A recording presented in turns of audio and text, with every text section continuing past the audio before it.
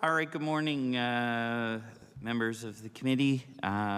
Just so everybody can, before we start things off, just so everybody can stay on the same page, we have one presentation this morning that has no representation, which is the Boat Harbor Act. So I do know that we have some staff that are here. There's no representation, so I'm going to move that up first on the agenda. So just advise committee members of that. Good afternoon or good morning, everyone. I'd like to call the Law Amendments Committee for Wednesday, April 13th to order and welcome everybody here to Province House. My name's Brad Johns. I'm the MLA for Sackville-Uniacke, as well as the Attorney General and Minister of Justice. I will be chairing the committee this morning. I'd like to begin this morning by asking members of the committee if they could identify themselves for the record, and we'll start with the government side. Chris Palmer, MLA Kings West. Larry Harrison, MLA for Colchester-Musqueam Valley. Tom Taggart, MLA Colchester North. Good morning, everyone. I'm Kent Smith. I'm the MLA for the Eastern Shore. Good morning, folks. Ben Jessam, Hammonds Plains, Lucasville. Good morning, Braden Clark, MLA Bedford South. Good morning, everyone. Susie Hansen for Halifax Needham. Lisa Lachance, MLA for Halifax Little Sable Island. Thank you, members, and I'd always also take an opportunity to recognize legal counsel that are with us today. On my left is Killen Schimler, and on my right is Gordon Hebb. So before we begin, yes, MLA Lachance. I'm just wondering, I know that prior to the beginning of this meeting, you mentioned moving the no representation up further. However, given that there was such late notice last night of law amendments, and also we have like a super thick brief that just landed on our desks, I wonder if we can leave it actually as is, and so that some of us might have a chance to look through the brief quickly, and we can also allow time for other representation to come forward. I don't have a problem with doing that, so you can review the brief. What I will say for members is anybody who is presenting here has to notify legal counsel office to be on a list. So if there's no representation now, there will be no representation as we move forward, but I'll leave it where it is so you can have a few minutes to peruse it. Before we get things started, I'd like to ask everyone to please turn off their cell phones or put those on vibrate. I will remind anyone who is attending here today to please be respectful at all times. There's no shouting or yelling or commentary on what is presented today. We ask you to be respectful of all presentations. Any disorderly behavior, people will be asked to leave. Taking pictures or video by anyone other than the accredited media is prohibited, and any copies or written submissions on the bill that are received by email up to the time the bill is reported back to the House or in person will be given to library staff to be posted online. Submissions that are received after the bill has been reported back to the House will be distributed electronically to members of the Law Amendments Committee, but they will not be posted online. Presenters, I believe today are all virtually, so we don't have to worry about any mask rules. Members are, of course, permitted to remove their masks when talking if they choose to. Once again, all presenters today have been required to provide notification to Legislative Office that they intend on speaking, so we will proceed from that approved list. I will remind speakers of this occasionally, but we will state it now that when a presenter comes forward, if they could please state their name, how they would like to be referred to by the committee, Mr., Miss, any particular pronouns that they would like to be referred to as. Each presentation, so we discussed this at our last meeting, I'll reiterate it now, that if we have eight or less presenters, each presenter on that bill will be permitted 10 minutes to address the committee and 5 minutes of follow-up. When we exceed 8 members, or 8 presenters, all 9, 10, 11, and onward will all have 5 minutes to address the committee with 5 minutes of follow-up. And I believe that's all of the House rules. So we will begin hearing from our presenters now. And our first bill that we will be, MLA LaChance. Just with regards to the process for getting people signed up, was there someone available to answer the phone at Ledge Council until 9 a.m. today? I'm sorry, MLA, if you could speak a little louder, I couldn't hear you. My apologies. I just wanted to check back in on process. So I'm just wondering if there was someone available in Ledge Council, like to answer phones or emails for people seeking representation up until 9 a.m. I'll go to Gordon Hebb for clarification. If I understood the question, you were saying for up until 9 this morning that there was someone to answer the phone? Is that what you were? Yeah, if someone contacted the office this morning. There were people in my office until whenever the House adjourned last night answering the phone, and from 8 o'clock this morning for the rest of the day. Yes. Thank you. Yeah. I thought I saw, did you have another question? I'm sorry? Well, I'm perhaps more of a comment, but just, I think it would be really important for this committee to sort of sort out the process for witnesses signing up. I know from Monday's meeting, for instance, someone had tried to contact Ledge Council the previous week to say when this bill comes up, I want to be present. And their information wasn't taken and put on the list, but I assume that a number of these folks did do that process where they said when Bill 145 comes up, let me know or put me on the list. Anyways, I think we really need to develop a much more standardized and transparent approach to getting people in the room or on email. Okay, thank you for your comments. I believe there was another hand, was there? No? Okay. So we'll start off. We will call our first bill for presentations. It's bill number 148, the Mi'kmaq Language Act, and I believe we have one speaker for this, do we? Yes.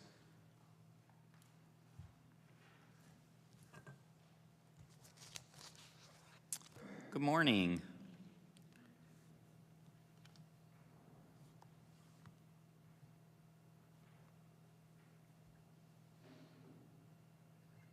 Hi.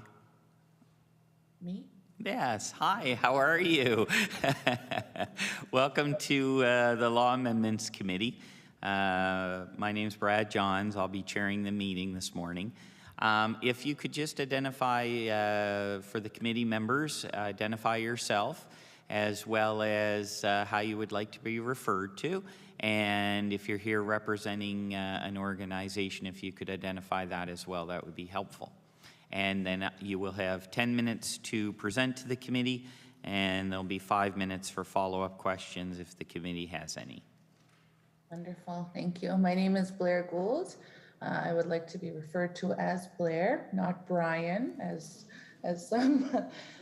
It's just a funny reference to last week. I am here in support of Bill number 148, the Mi'kmaq Language Act. All right, and whenever you're ready, you can start your presentation. Thank you. Thank you. Well, yes, Ipu. Debluda handan del gegnuide dasig, abahon dasig, ahmel kignuadunk, dan deli abijadasig unui studi. An act to recognize, promote, and support the revitalization and reclamation of the Mi'kmaq language.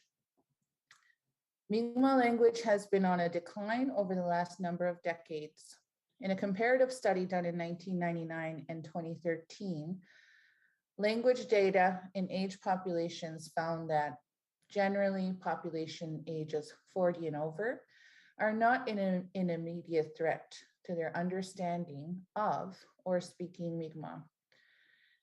Ages 30 and above were faced with a sudden decrease in the population of speakers, but generally held a good range of people who understood Mi'kmaq.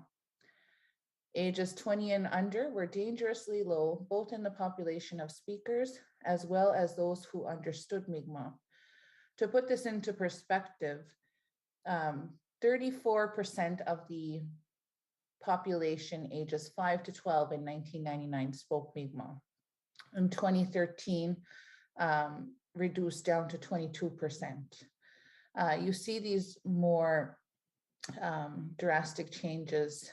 Again here, 13 to 19, 47% spoke Mi'kmaq in 99, only down to 29% in 2013. And we have projected linear and exponential decline, which leaves these numbers a little bit more scary. These data projections, of course, are scary, but if nothing changes, and this is the message that we shared with communities, this is the predicted decline. However, interventions from Mi'kmaq and Ambanoy, along with communities, implemented a lot of quick measures in place, such as a lot of teacher professional development, language planning, curriculum, and program development, and there continues to be language revitalization action year over year. Standing here today virtually, this was not an overnight process. Years of advocacy and engagement bring us to this very moment. In 2018, together with the province of Nova Scotia and MK, conducted an engagement session in every community, asking Mi'kmaq citizens what it meant to revitalize language and ways they thought would accelerate language reclamation. This report generated 27 actions. We also did not fail to ask what it meant to have legislation. The questions we asked in every session were questions such as, what is your vision and or language goals for yourself and your community? What does Mi'kmaq language recognition mean to you? What exists in your community today that support Mi'kmaq language? How do you think Mi'kmaq can be better promoted, preserved, and revitalized in your community and surrounding areas? And of course, future questions. It's 2028 and the Mi'kmaq language is on a path to success. What does that look like? What needs to happen? And in this report, which is publicly available, produced 27, beautiful report with 27 actions. Mi'kmaq Grambadnoy is proud to continue to lead the work collaboratively and inclusively with Mi'kmaq communities, Mi'kmaq organizations, and our partners in Nova Scotia to ensure that the collective vision and priority of language revitalization is met. We recognize that each community takes its own efforts to restore fluency. This does not diminish that, rather complements that in a collective way. Education is also very important, but when it comes to language revitalization and the times that we are in, there needs to be a multifaceted approach in revitalization and reclamation efforts.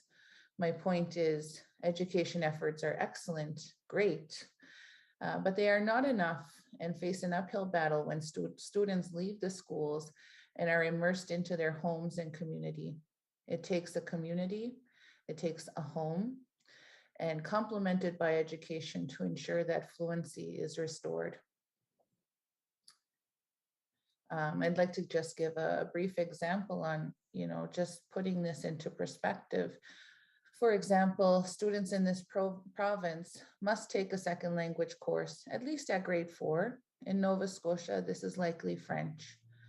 How many students in this province who take 1 hour of French, as an example, in a school week, leave the system fluent by the end of grade 12? French immersion is also an available program to many Nova Scotians. How many leave the system truly proficient and fluent in French?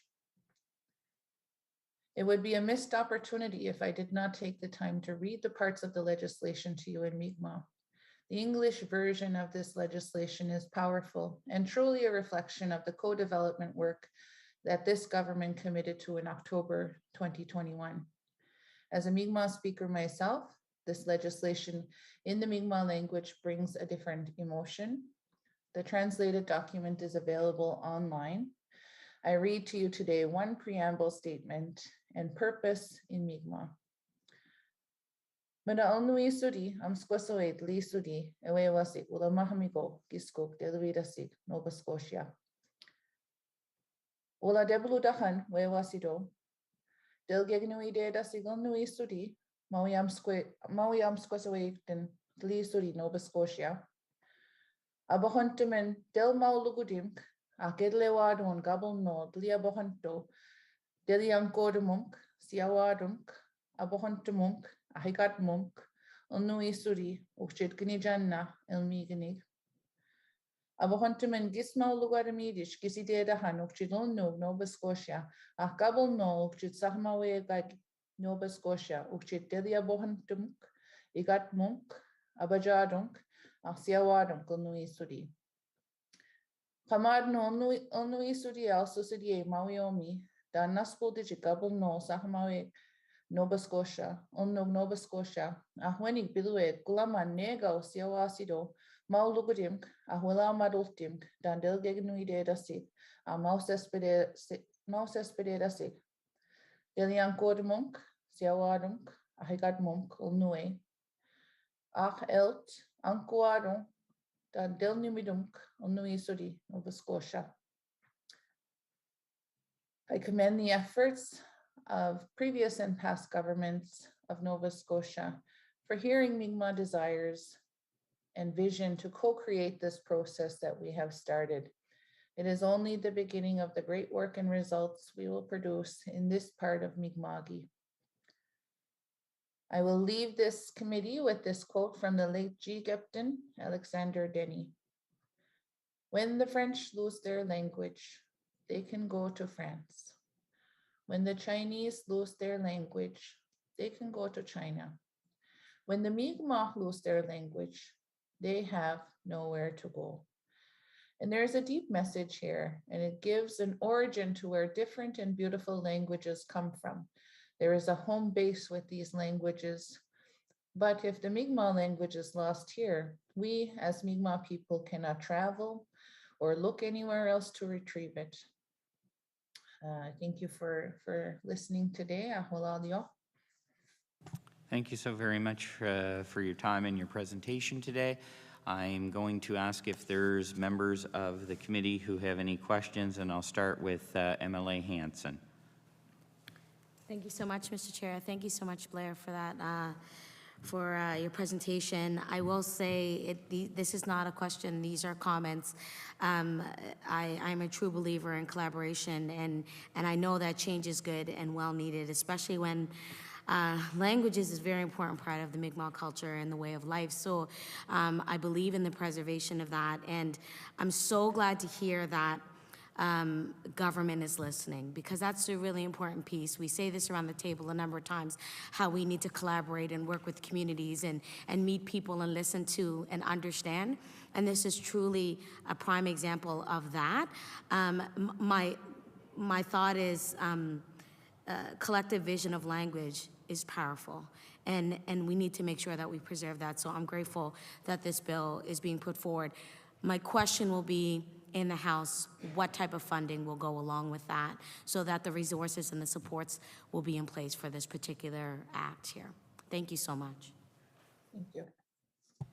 Thank you, MLA Hansen. MLA Taggart. Thank you, Chair, and I just want to say thank you, Blair. You know, in the short 10 minutes, I got quite an education, and I truly appreciate your thoughts and concerns. So I just want to say thank you. MLA LaChance. Hi there, good morning. As my colleague, the MLA for Halifax Needham noted, we're very excited for this legislation, really excited pleased to hear your positive words. The next step is developing a strategy, and I'm wondering if you can identify any sort of barriers or enablers that would facilitate broad involvement in the development of the strategy at the community level. I think the biggest barrier for us since 2018 is COVID. Quite honestly, we are in the process of developing as MK individual community language plans that communities will action and take on. This legislation, of course, points to the support of a collective plan. And of course, we know that creating an action plan outlines a path, a collective path, and supports that collective vision. And we know investments are required, but we need to determine what that action plan says, mutually with communities involved, as you saw the committee structure itself. The biggest barrier will be COVID getting in the way of our ability to meet, our ability to collaborate, as communities are very much still in the mindset of protecting community health overall. All right, thank you so very much for your presentation today. We appreciate it. Thank you. Thank you. Okay, that concludes our presentations. I'm looking for a motion from committee members to close the public hearing. MLA Taggart, all those in favor signify with aye. Those opposed? I would look for a motion now from committee members. MLA Smith. Thank you, Mr. Chair. I move that Bill 148, the Mi'kmaq Language Act, be now moved back to the House without amendment.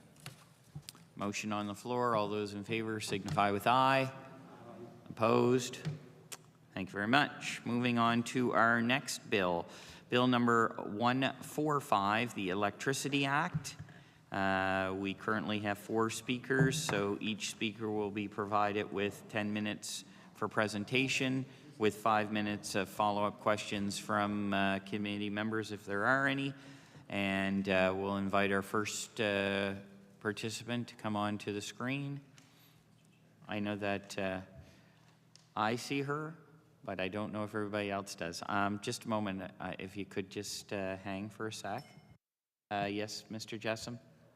Table that till later. I can ask when she's done her presentation. Okay, all right, perfect, thank you.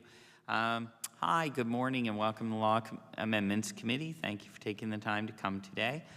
I would ask that for the record and for committee members, if you could please identify yourself as well as how you would like to be referred to by committee members, and if you're here representing any organizations or you're just here on behalf of yourself, if you could let committee members know, that would be great, and then we'll start your 10 minutes. Thank you very much, Chair. My name is Tina Northrup, and please feel free to refer to me as Tina or Ms. Northrup, and I'm here representing East Coast Environmental Law. Thank you, and your 10 minutes can begin now. Great. Well, first I'd like to start by thanking the committee members for the opportunity to speak to you about this bill this morning. And I want to say that East Coast Environmental Law is supportive of government efforts to foster just and sustainable changes to Nova Scotia's electricity regime, changes that will advance Nova Scotia's goals with respect to sustainable development and sustainable prosperity, and in particular, Nova Scotia's goals with respect to climate change mitigation and adaptation, the reduction of greenhouse gas emissions, and equity. And removing barriers to the adoption of low-impact renewable electricity can help Nova Scotia to further its goals. And I recognize that the intended amendments to the Electricity Act that have been presented in Bill 145 are designed to do just that. I do have some concerns, however, that I want to share with the committee this morning. So first, when I read Bill 145, it isn't clear to me that the potential rate implications or effects on the management of the grid as a whole are being taken into account in the intended amendments to Section 3A of the Electricity Act and the intended insertion of a new section 3AA, or I think I'll just say 3AA because I think it's a bit clearer when trying to enunciate. But these are the amendments addressing net metering in Nova Scotia, and for your reference, they're set out in clauses 3 and 4 of the bill. So I think it's important to recognize that when Nova Scotia Power filed its general rate application this winter, including that proposed system access charge for net metered customers, the utility argued that the system access charge was necessary because net metered customers benefit from the maintenance of a reliable and functioning grid when their renewable low impact generators produce less electricity than they need. But the utility argued that net metered customers contribute less overall to the cost of maintaining this grid. And there are problems with that argument as it was presented, and I'm definitely not here to endorse it. But the argument did inspire me to start looking into how Nova Scotia Power and the Utility and Review Board assign dollar figures to the benefits that renewable low impact electricity provides to Nova Scotia's electricity system on the whole, as well as the costs of incorporating more renewables of this kind. And I won't pretend to understand all of the economics and the accounting, but it does appear to me from the research I've done that the cost benefit analyses done to date are undervaluing the benefits of adding more renewable low impact electricity to the grid through net metering programs. And that apparent undervaluing makes it more difficult to assess accurately whether there's merit to Nova Scotia Power's argument that non-net metered customers could be disproportionately affected by a regulatory regime and broader government policy that focuses particularly on supporting domestic customers' private investment in renewables. So again, I want to be clear that I'm not endorsing Nova Scotia Power's argument or attesting to its merit, but I do want to acknowledge the reality that private investment in low impact renewables is unaffordable for many Nova Scotians. And if it is possible that supporting domestic customers' private investment in renewables could have rate effects that would disproportionately impact non-net metered customers and low-income customers in particular, then it would of course be crucial to know that, to accurately understand the true benefits and costs of these decisions and to shape the regulatory structure accordingly. So to come back to the point that I started with, when I read Bill 145, it isn't clear to me that the potential rate implications or effects on the management of the grid as a whole are being taken into account in the proposed new regulation of net metering in Nova Scotia. And I'll also say that I noted with interest an article by Brian Flynn, which was published in Nova Scotia last week on April 8th, in which Minister Rushton was quoted as saying that he wasn't sure what impact, if any, this bill would have on power rates. Now, I don't know when Minister Rushton made that comment or in what context, and so I won't dwell on it at length, but I do want to emphasize that this government and Nova Scotians more generally have a collective responsibility to ensure that the choices we make to advance our goals respecting climate change mitigation and adaptation and the reduction of greenhouse gas emissions are choices that are fair, equitable, and as well informed and carefully considered as possible. So those are some high-level concerns about what I see and don't see in Bill 145. And I'll take just a few moments now to zero in on some specifics of the bill that inspire some of these concerns and related questions. I want to flag that I find the wording of two of the intended amendments to the Electricity Act to be very confusing. The amendments appear in clauses 3 and 4 of the bill, and they are the proposed new subsections 3A6 and 3AA4. I had to read these multiple times just to feel relatively confident that I understood what they mean, and I still don't feel 100% confident even after cross-referencing with the explanatory notes at the beginning of the bill, sorry. What I think they mean is that Nova Scotia Power will be required to purchase excess renewable low-impact electricity that a customer generates under the net metering program established under Section 3A or under the as-of-right option established under Section 3AA, but that Nova Scotia Power will only be required to purchase up to an amount that offsets the amount that the customer pays to Nova Scotia Power over the course of a year for electricity that the utility supplies. So if that is in fact what's meant, or even if the provisions mean something else entirely, I would really encourage amendments for clarification because I think the language is not at all clear. The problem, as I see it, is that the provisions refer generally to usage and consumption of electricity, but they don't really specify whether that means total electricity usage or consumption or only usage or consumption of electricity that's purchased from Nova Scotia Power. So I think for the interest of clarity and just transparency in the law, some clarification there would be really helpful. And I also want to note briefly that the intended amendments to Section 3A of the Electricity Act also includes some significant regulation-making powers for the governor and council. Those are set out in the proposed subsection 3A9. I note that those regulation-making powers include powers concerning costs, fees, and penalties related to the net metering program that'll be established under Section 3A, as well as powers concerning the sale of renewable low-impact electricity to the grid. So those powers make me wonder if the government is contemplating a scenario in which costs of participating in the net metering program might eventually be established in regulation, whether the rate at which renewable low-impact electricity is purchased by utility might eventually be changed by regulation. If that's the case, then in this sense, these regulation-making powers remind me a lot of the powers that were envisioned by Chapter 10 of the Act of 2021, which is the Electricity Act amendments that were enacted but not proclaimed last spring, in which this act is actually going to repeal. Those amendments, had they been proclaimed, would have transferred considerable power over the net metering program from Nova Scotia Power and the Utility Review Board into the hands of the governor and council. And to me, these regulation-making powers seem quite similar and quite significant. And so with that in mind, I'd like to request two things. First, that given their significance and the extent to which they appear to be able to establish details of the net metering program, I would ask that Bill 145 be amended to include a requirement for public consultation on regulations enacted under these new provisions.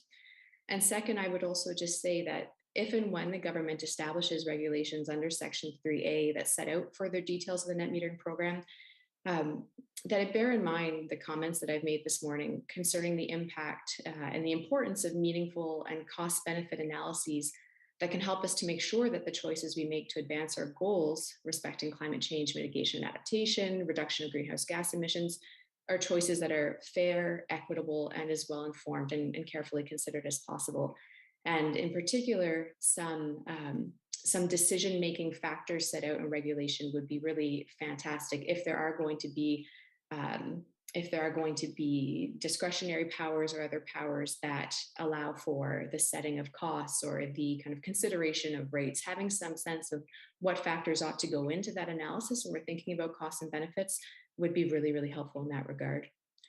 So to sum up and just to recap, I've raised a number of kind of high-level concerns, but the two specific amendments that we are requesting this morning are for clear. Okay. Sorry, Chair, did you say that that's the end or 1 minute? No, 1 minute, I'm sorry. Okay, thank you very much. So just recapping anyway, just summing up, but the two specific amendments we're requesting are for clarification of the language in the intended new subsection 3A6 and 3AA4, and for a specific requirement to engage in public consultation on regulations that are enacted under these new Electricity Act provisions. Thank you very much for your comments. I will see if there are any questions from committee members, and we'll go to MLA Chender first, please.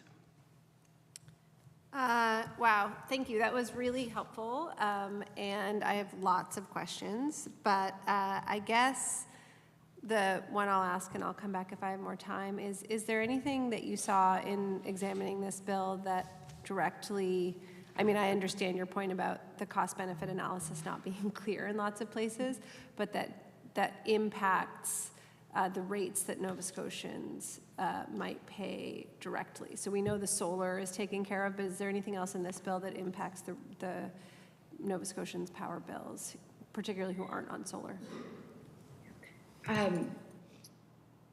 If I understand the question correctly, what I think you're asking, MLA Chender, is whether I saw anything that that gets back to the broader discussion that has been had publicly and amongst government about a kind of looking carefully at the rates that Nova Scotians pay, at the rate increases that have been proposed, at government expressions of intention to address rate affordability for Nova Scotians. So I don't see anything in this bill that gets at that. So I hope that answers your question, and if not, I'd be happy to circle back. I'm sorry, do we have any further questions? I'll go back to MLA Chender. Thank you. That did answer my question. I appreciate that. Your second suggestion of an amendment around some analysis and consultation around the regulations. I wonder if you have an opinion about putting these types of powers in regulations at all. Does it, from your sense as a legal construction, seem appropriate that things as important as these costs and potentially solar rates would be left to regulation, or, in your view, would it be more appropriate in the legislation itself?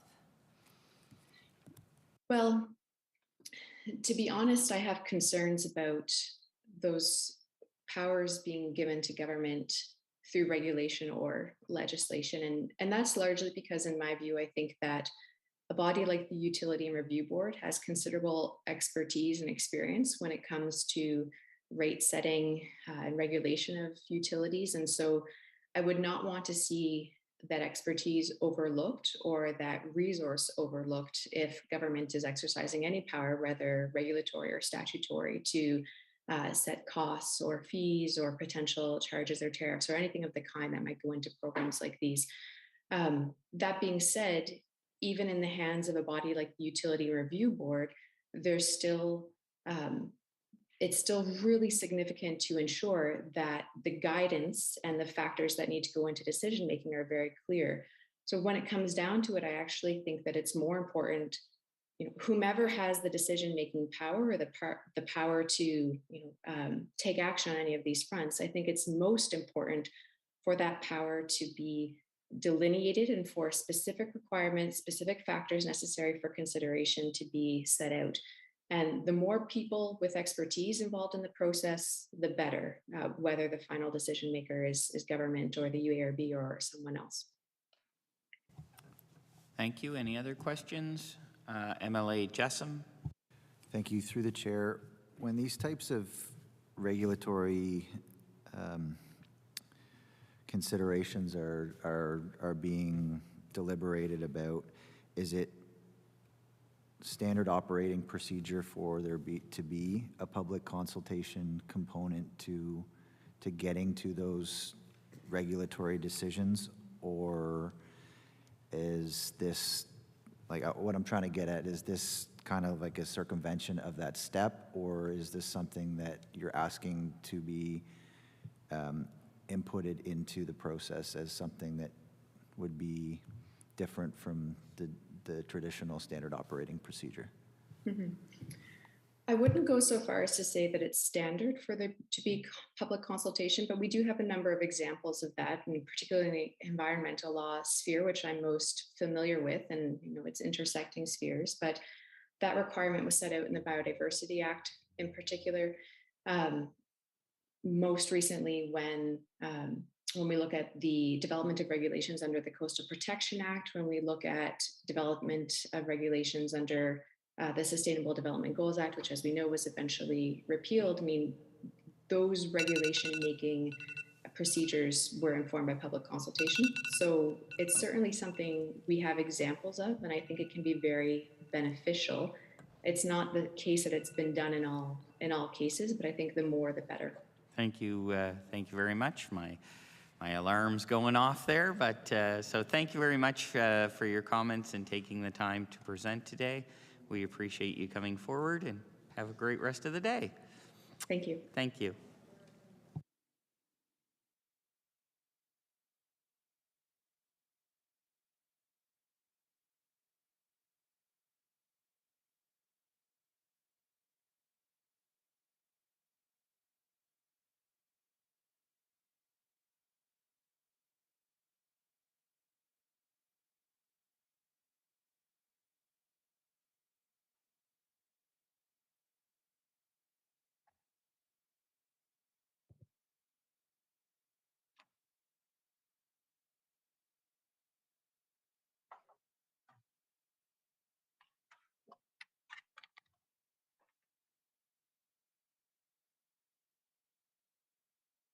Oh, there we go. Do we have our next presenter here?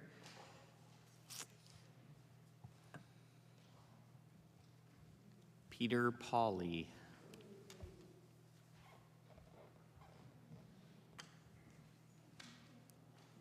We're not seeing our presenter on the screen. If the presenter is there, if you could ensure that your video is turned on. Or your microphones, are you there? There we go. Good morning, how are you? I'm sorry, we're not able to hear you. Can you hear me now? That's perfect, thank you very Okay. much. Welcome to the Law Amendments Committee this morning. We're currently discussing Bill 145, the Electricity Act. I would ask before you start if you would be able to identify your name for committee members as well as how you would like committee members to refer to you, and any organizations, if you're here representing those or if you're just here representing yourself, that would be fine as well. You will then have 10 minutes to present to the committee, and committee members will have 5 minutes to ask follow-up questions if they choose to do so. So with that, I'll let you introduce yourself, and then we'll start your 10 minutes. Okay, thank you, Mr. Chair. My name is Peter Pauley, and we have a real estate development, property management, and apartment rental business in Halifax called Polycorp Properties. And we also operate in the Annapolis Valley, primarily in the Wolfville area. Mr. Pauley, just before you begin your 10 minutes, so that I don't totally interrupt you, when you have 1 minute left, I will turn the speaker on and just say the word one. And then when the 10 minutes for presentation is up, you'll hear the alarm go off at that time. So you can begin whenever you're ready. Okay, thank you. I am also heavily involved with IPONS, which is the Investment Property Owners Association of Nova Scotia, which is the voice of the rental housing industry in Nova Scotia. And I am the legislative chairperson, and I am the also the contact person on the renewable energy solar file. So I'm speaking both on behalf of IPONS as the legislative chair and on behalf of our own business, Polycorp Properties, Inc. First, I just want to make sure that my submission had been circulated along with some photographs, just to make sure that it did get circulated in time. Yes, members do have that. Thank you. Okay, thank you. Mr. Chair and members of the Law Amendments Committee, thank you for the opportunity to speak in favor of Bill 145 here today.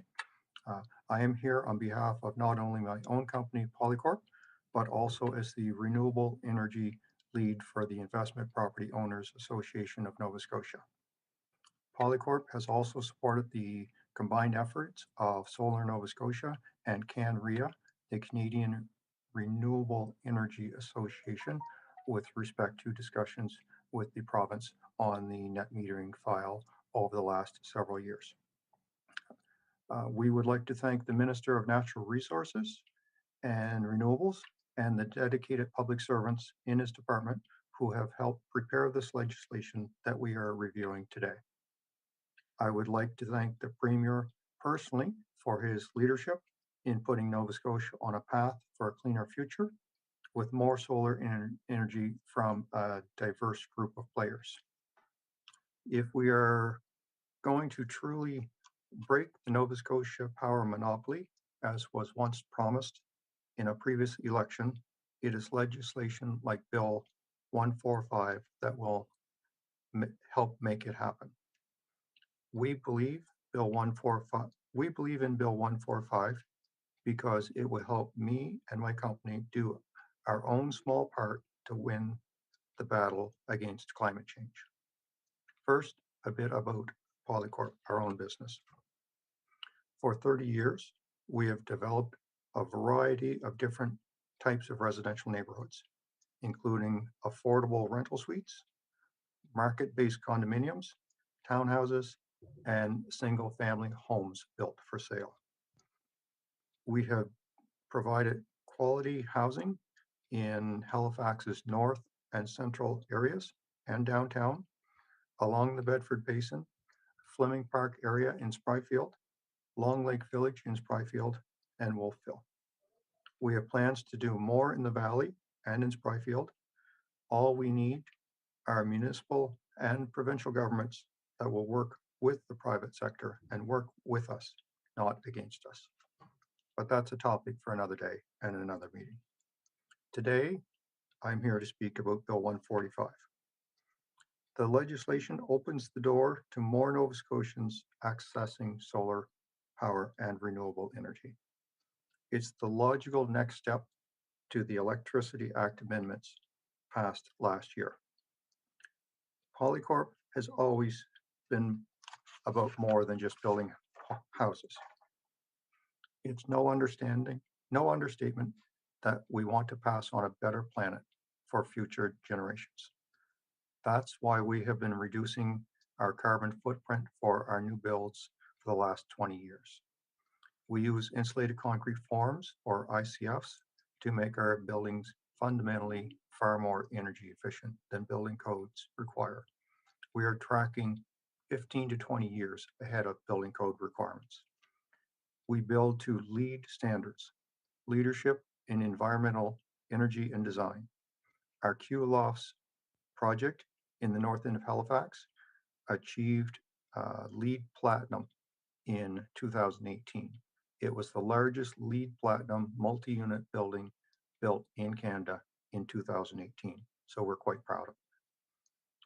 Polycorp has plans to install charging stations for electric vehicles in some of our new builds and to retrofit our existing buildings to jump on the electrification strategy for the province to reduce the greenhouse gas emissions of our buildings and of our residents. This brings us to solar energy. Polycorp is ready to invest in solar energy today. Large-scale installations for our properties will help Polycorp deliver net zero buildings in Wolfville and in Halifax. Bill 145 can make this happen. There's only one catch. The government needs to get the regulatory framework right. Now, what do I mean by that, you might be wondering? Bit of a key technical point here. In Nova Scotia, most apartment buildings built in the last 50 years get electricity through a combination of both the residential meters that serve the suites and a central commercial demand meter. This is a legacy of having amongst the most expensive electricity rates in Canada over the last 50 years. The electrical consumption in an apartment building is spread between the suites themselves and through the common areas of the buildings. This means in our buildings, 95 to 98% of the electrical energy consumed in the buildings goes through the residential suite meters, which are on the same UARB Nova Scotia Power tariff as single family homes. That's called the domestic service tariff. The portion of energy consumed in our apartment buildings, which would range in size from 6 units to 96 units, so representing the pretty full size range of suites, of buildings. In these buildings, only between 2 and 5% of the electrical consumption goes through the central commercial demand house meter. Key point. For Polycorp to invest in solar energy, for Polycorp to build and deliver net zero buildings, which will be a building code requirement in the not too distant future, we need both our residential and commercial meters to be part of net metering programs. Government has assured us that apartments and MURBs will be included in net metering program development. But as it stands today, we don't know whether that means that both our residential suite meters, which represent the 95 to 98% of our electrical use, will be eligible for participation in net meter programs, or if it will only be the central commercial demand meter that represents only 2 to 5% of the electricity consumed in the building. So we don't know if we will be limited to only being able to tap into the new net metering programs for solar for the 2%, or whether we will be able to do it for the entire building. Our company is ready to move on solar today. I have already contacted Nova Scotia Power since the bill was introduced last week to see what we need to do to move forward with our larger scale installations in the immediate future. All we need is clarity and certainty. We have been ready to make investments for the last 12 months in solar, and we have been eagerly awaiting these further revisions to the Electricity Act. Let's not lose any more time. The sooner that we can get the regulatory issues and program development issues resolved, the better. The sooner that we know that both residential and commercial meters are covered by the new net metering programs, the better. The sooner that we can get to work to start making investments to win the climate change battle, the better. Thank you very much. I did submit some photos that members of the committee can quickly flip through just to give a better idea of the sorts of projects that we are hopeful to undertake. Probably the most important single photo is the one that shows the meter basis in a typical apartment building. So we have dozens of meter bases. And that would be time. Thank you. Thank you. I always hate cutting people off. I apologize. I'll go to committee members if there are any committee members who have any questions. MLA Jessen. Mr. Pauly, thanks for your time this morning. And just a quick comment. It did sound a lot like you're trying to solidify certainty and clarity on being able to move to the next step. So all I would commit to you is I have your submission here, and I will ensure that the minister gets it this afternoon. Okay, thank you. Thank you. Any other questions? If not, thank you very much for your time this morning, and I hope you have a great rest of the day. Thank you. Okay, thank you.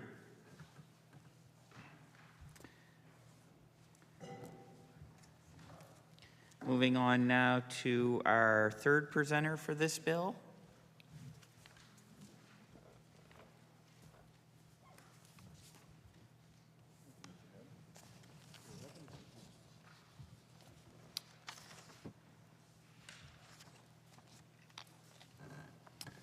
And I would ask if our next presenter is there. Yes, I'm Larry Hughes. Hi, Larry. How are you today? Very well, and yourself? Good, thank you. So you have 10 minutes to present to the committee members, and it will be followed up by 5 minutes of questions if members have any. At the 9-minute mark, I will just say the word one, and to advise you that you have 1 minute left to go. And then the alarm will go off at 10 minutes to notify you that you're done. If you could identify yourself for the record, as well as how you would like to be identified by committee members. And if you're representing a particular group, if you would identify that as well, just for committee. So do that, and then I'll start the timer for your 10 minutes. Great, thank you. My name is Larry Hughes. I'm a professor at Dalhousie University, and I'm not representing Dalhousie University, although I am associated with the McKechnie Institute and the Department of Electrical and Computer Engineering. I sent you some, ready to start when you are, sir. Go ahead, thank you. I sent you some slides, and we don't need to actually show them on the screen because I'm not sure how easy that will be. I'll just go through them. The second slide, if I'm assuming you all have it, looks at Nova Scotia Power's energy mix over time. And what we see with the energy mix is that, of course, it's changing quite dramatically. The blue along the bottom, the heavy blue, is Nova Scotia Power's use of coal. And in the best case solution, which is what this is, the coal emissions go to zero, or coal usage goes to zero, and emissions decline quite dramatically, the red line, down to about 0.5 megaton. This depends on several factors, one being the orange box, which is natural gas, the gray box, which is hydroelectricity, domestic or internal Nova Scotian hydroelectricity. The large blue band is the huge growth in wind. It'll get up to about almost 40%. We also have the maritime link in the light green. The big ones are the non-firm power and the firm power. A large part of this will be coming from Hydro-Quebec. So this is the best case. And in the best case, assuming this could be followed, in 2029, Nova Scotia Power's emissions would be about 2 megatons. Going to the third slide, what you see is Nova Scotia Power's emissions, or the province's emissions, I should say, have been falling quite steadily since 2005. They have leveled off over the past few years.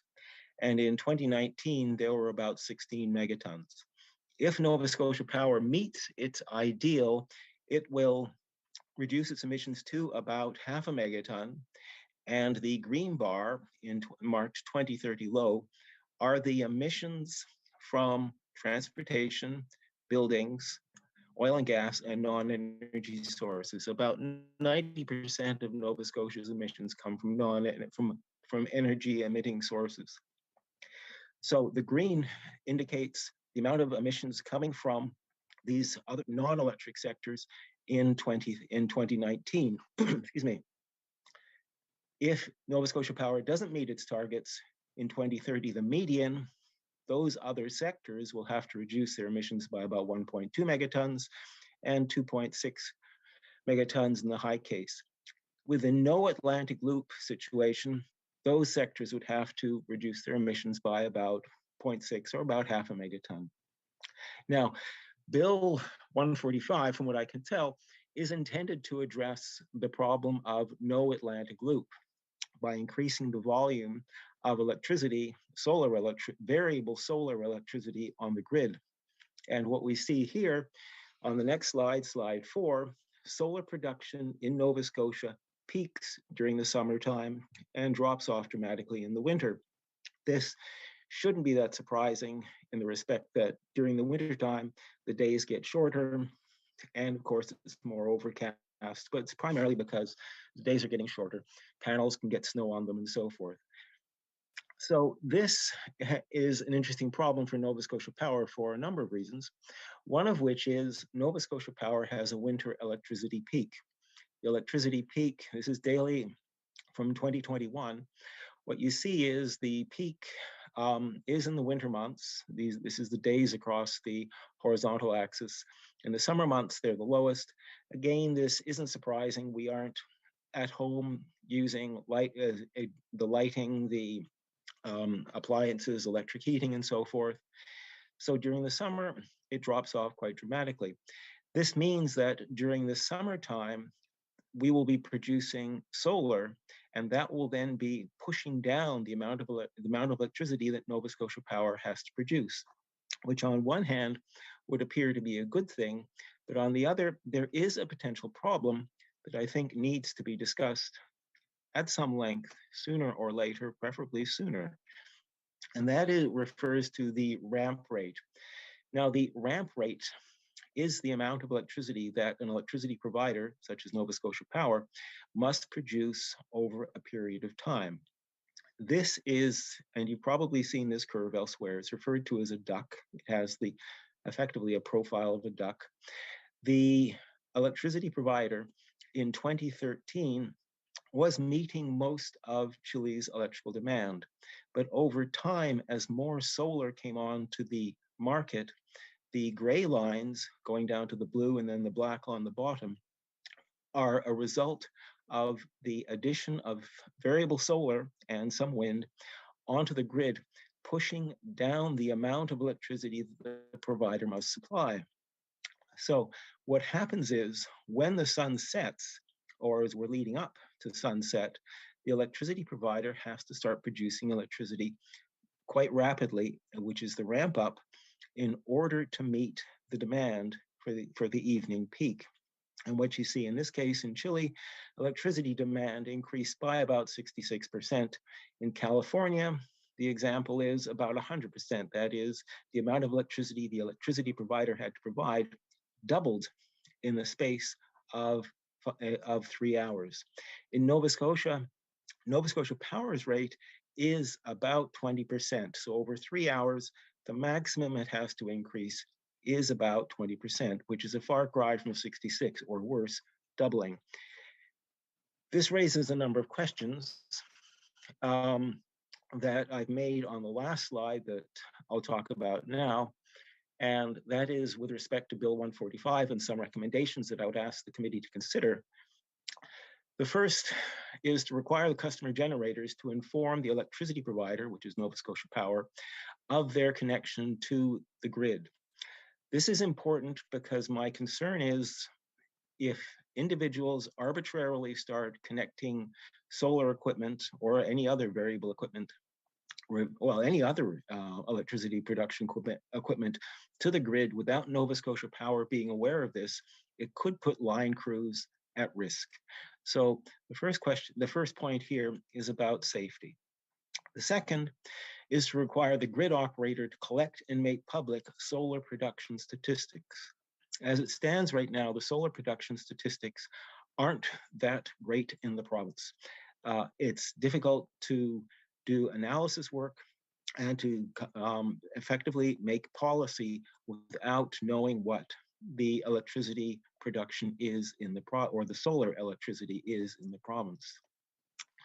Third, require the electricity provider to make public any changes in their revenue caused by increases in variable generation. We know earlier in the year, the whole debacle about Nova Scotia Power charging $8 per kilowatt hour per month for solar providers, and there was a great hue and cry about this, to which the Premier responded. But if we don't know what impact the addition of variable electricity is onto the network, it is difficult to judge the veracity of Nova Scotia Power's claims. Tied into this is to monitor the effects of increased variable renewable supply on the electricity provider's ramp rate. That is the electricity provider being forced to either purchase new equipment or additional electricity from the non-firm market, perhaps at quite high rates, in order to meet the ramp rate. And that being the case, this would undoubtedly eventually be reflected in Nova Scotia Power's rates. And finally, I know the Bill 145 talks about or proposes to have more community solar or other community wind or other community variable renewable energy projects.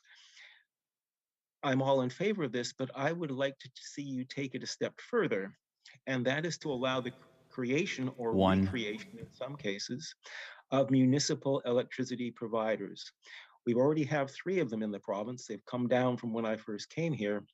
But if you could have municipal electricity providers, they would be able to set up, for example, storage and do it on a cost-effective basis rather than just having individuals doing it in their homes, as has been suggested. So that is my presentation. I thank you for your time. Thank you very much for your time and for your presentation. I'm going to see if there's any members of the committee who have any questions. I will go to MLA Taggart. Thank you, Chair. Mr. Hughes, I enjoyed your presentation. I've been a long-time champion of solar energy, a municipal councillor led the charge at Colchester for the Solar Colchester project, and spent my last couple of years on council as a member of the solar, or the, the Carbon-Free Colchester Committee. Right. And I first want to, I'm trying to sort of understand your direction here, I guess. You referred to in your presentation there somewhere about comparing this to the Atlantic Loop, this bill to somehow be in support or impact the Atlantic Loop. And I really believe that this bill is more about allowing residents to produce their own personal green energy to supply themselves. I'm very supportive of that. And I love your idea about community solar farms. I think that's a great idea. Our previous presenter talked about doing a solar farm for apartment buildings. But it does seem as though you're more in favor of one gigantic project, that being the Atlantic Loop, that would bring green energy from Quebec Hydro. So I guess I'd like you to, if you don't mind, explain a little bit more about if I'm right or wrong about that, and where you clearly understand this industry very well, where you are. I want to be clear on where you are on private solar for homeowners. Thank you. Okay, thank you. I am all for it. My wife and I have an off-grid cottage, and we power it by solar. So I have no problems with solar, and I've laid out in my recommendations that my biggest concern, well, two biggest concerns, is one, safety of line crews. That is of paramount importance. We don't want to start seeing solar just being put up without any understanding, or Nova Scotia Power being in the loop, if you will. With respect to the Atlantic Loop, I think it's going to be a very costly exercise. The province has, from the data that I've looked at, the province is relying heavily on the Atlantic Loop in order to meet its 2030 targets. If the Atlantic Loop doesn't come through, it is not the end of the world. Other sectors will have to step up in a very large way in order to meet the reductions. But again, with respect to individuals producing their own power, I have no problem with that. I didn't say community projects. I'm more saying take it a step further and make it a municipal project, as there is in Berwick, Antigonish, and Mahone Bay. Thank you. MLA Chender? Thank you, Dr. Hughes. That's the perfect segue. I was going to just ask you to speak a little bit more about the value of municipal utilities, I suppose, and why you've included that as a question or potential amendment here. I like you. I am for municipally run community projects. I believe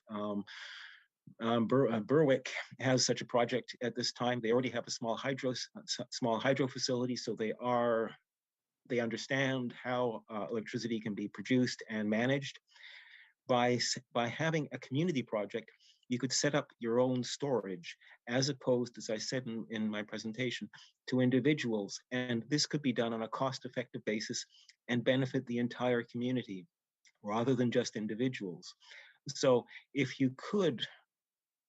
there could be additional municipal electricity providers, yes, they would be connected to Nova Scotia Power as the three remaining the municipal providers are in the province. But this would, to my way of thinking, open up a much more, not so much regulated, but structured way of doing things, and potentially being a longer term solution to our green emissions or to our need for green energy in the future. Thank you, sir. That's the 5 minutes for questions. I appreciate your time presenting to us today. Thank you very much. Okay, Have a great thank you. rest of the day. Thank you. You too. Thank you. Bye now. Moving on now to our next speaker.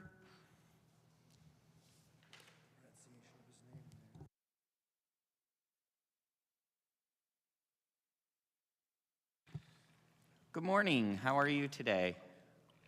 Good morning, and I'm very good. Thank you so much. So just before we get things underway, in a minute I'm going to ask you to identify yourself for members of the committee, as well as how you would like the members of the committee to identify you.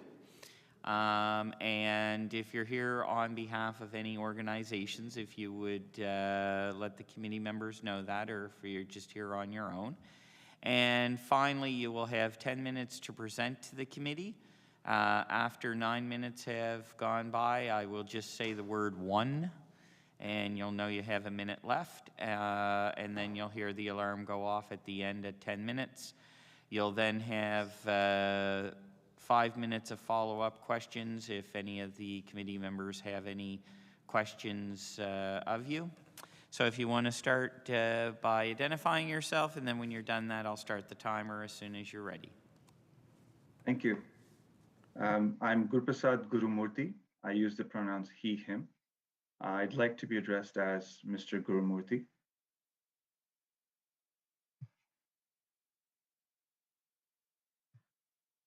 Honorable Chair and respected members of the Legislative Assembly, I'm Gurprasad Gurumurthy, as I mentioned. I'm an energy coordinator with the Ecology Action Center in Jipuktuk, Halifax. My work is focused on renewable energy and electricity policy issues in the province.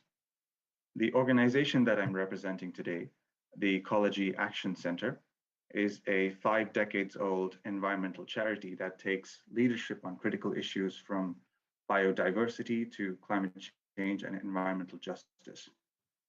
I'd like to start my presentation by highlighting that we are amidst a climate emergency, wherein many Nova Scotians are already witnessing severe weather events, sea level rise, loss of health and life due to fossil fuel pollution, and loss of biodiversity.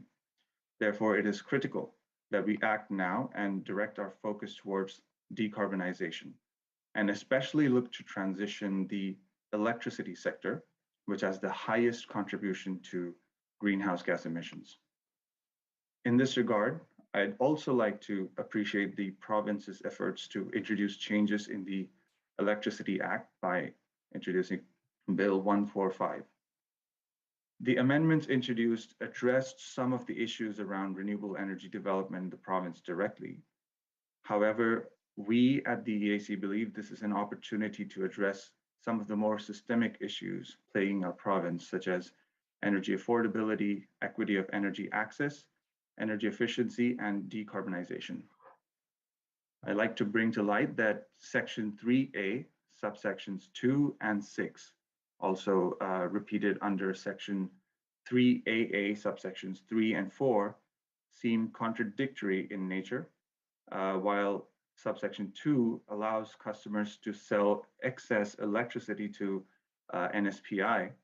Subsection 6 enables NSPI to not compensate for excess electricity generated by a customer beyond the customer's annual energy consumption. We believe that this could be an impediment to faster growth of solar energy systems among consumers who can afford much larger systems than that meets their consumption for the parts of the year, which consequentially can mean in a well-developed solar landscape, shaving off of summer peak demands where the utility would not have to generate or distribute. The subsections within the context of the overarching clause make sense for cash-strapped public-owned utilities where the debt-to-equity ratios are higher and financing is often an issue. However, the rate structures that allow NSPI to make relatively high guaranteed return on investment can be modified to compensate customers who produce excess solar energy during parts of the year without letting the onus of paying for it onto customers without solar. In fact, the so-called issue of cross-subsidizing between non-solar and solar customers is the utility's monopolistic view, which sees distributed solar generation as competition to its profit-making model. Therefore, if the intention of the subsections is to truly allow rapid increase in solar generation, it would be prudent to modify subsection 6 to include clauses to enable customers to be compensated for excess generation, and the compensation amount be provided from non-ratepayer funds. I'll move to my next point. This following point is in the interest of understanding the realities of getting interconnected with the grid and achieving swift interconnections. So section 2C, subsection 1, enables the board to conduct a review of customer interconnections with NSPI, and subsection 2 speaks about the review being made public, where we would like to see that the board review also include valuable information like customer experience in interconnecting with the grid. And secondly, the review methodology be made public as well. Lastly, as I highlighted before, we need to transition our province off of fossil fuel use as soon as possible, increase renewable energy and energy efficiency rapidly, and transition to zero emission vehicles. And for all of these key transitions to happen, we need stronger governance of the utility and ensure that the utility works for the people and not for profit. The amendments leave us with some unanswered questions around how the legislation intersects with the Environmental Goals and Climate Change Reduction Act, and how the short, medium, and long-term transitions will happen in the electricity sector. And with that, I'd like to end my brief presentation. Thank you. Thank you very much for your presentation. I will now ask members of the committee if there are any questions, and I'll start with MLA Jessam. Thank you. Through the chair, Mr. Gurumurti, thank you for your time this morning. Thank you for making a point to be with us here today. And I just wanted to see if you would elaborate on the piece about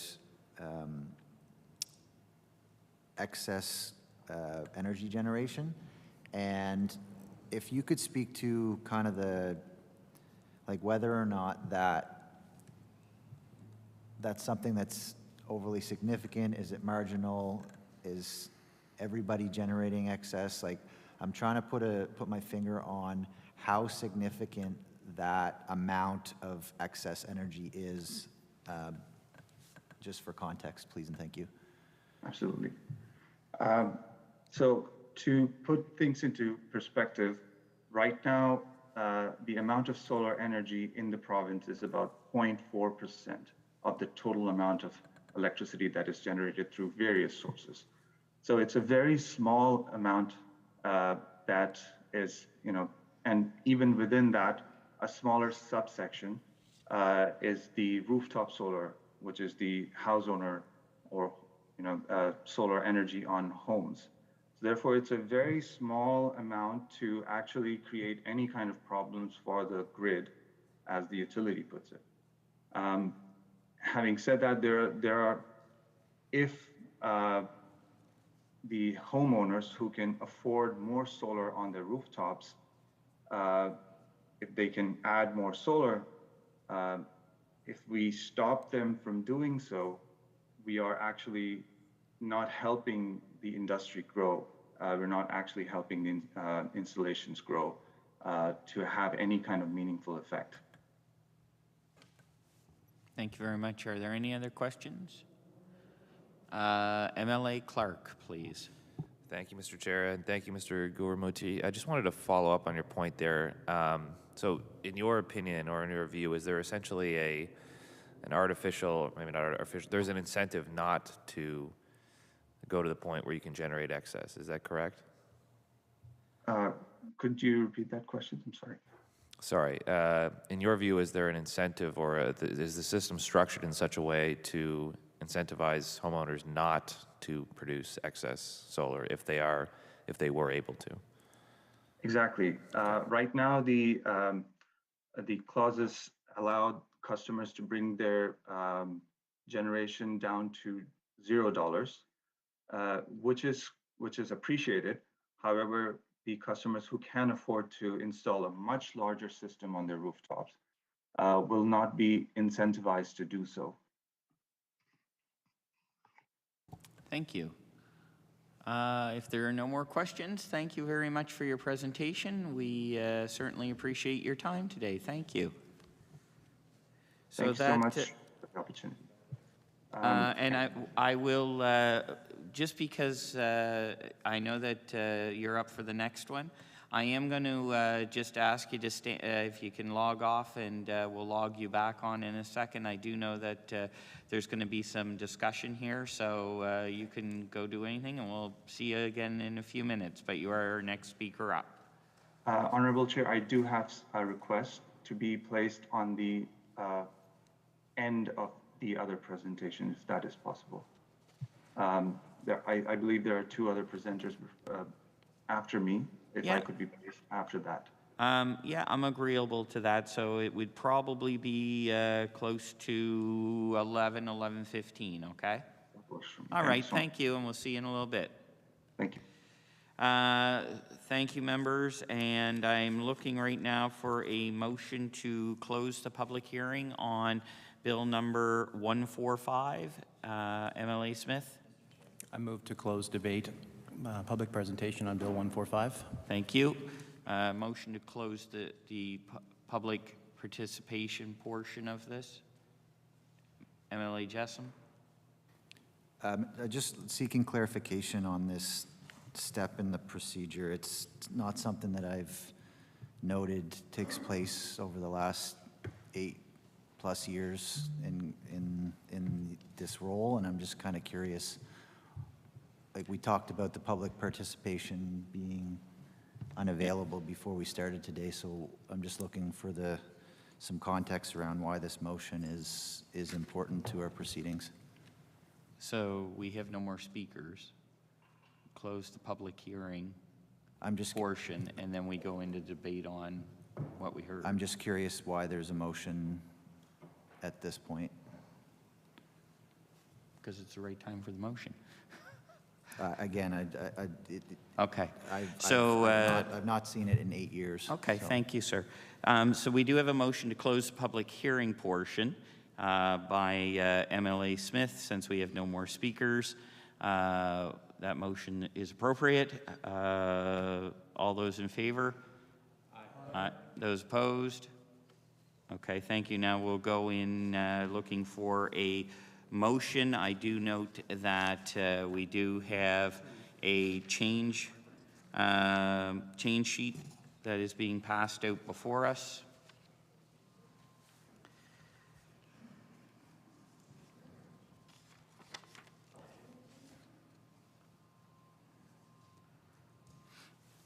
For members, we do have a change sheet for Law Amendments Committee Gov 1 in front of you. I'll let members just look through that.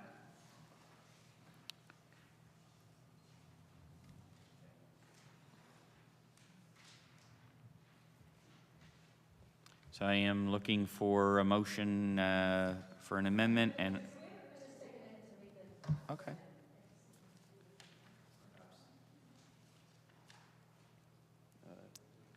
Member Jessom has a question. Yeah. So I believe appropriate to put the motion on the floor and have it read into the record, and then we can take a few minutes break so that the NDP caucus can have a review of that. Just prior to having MLA Smith read it into the record, I'll ask MLA Jessom if he had a comment.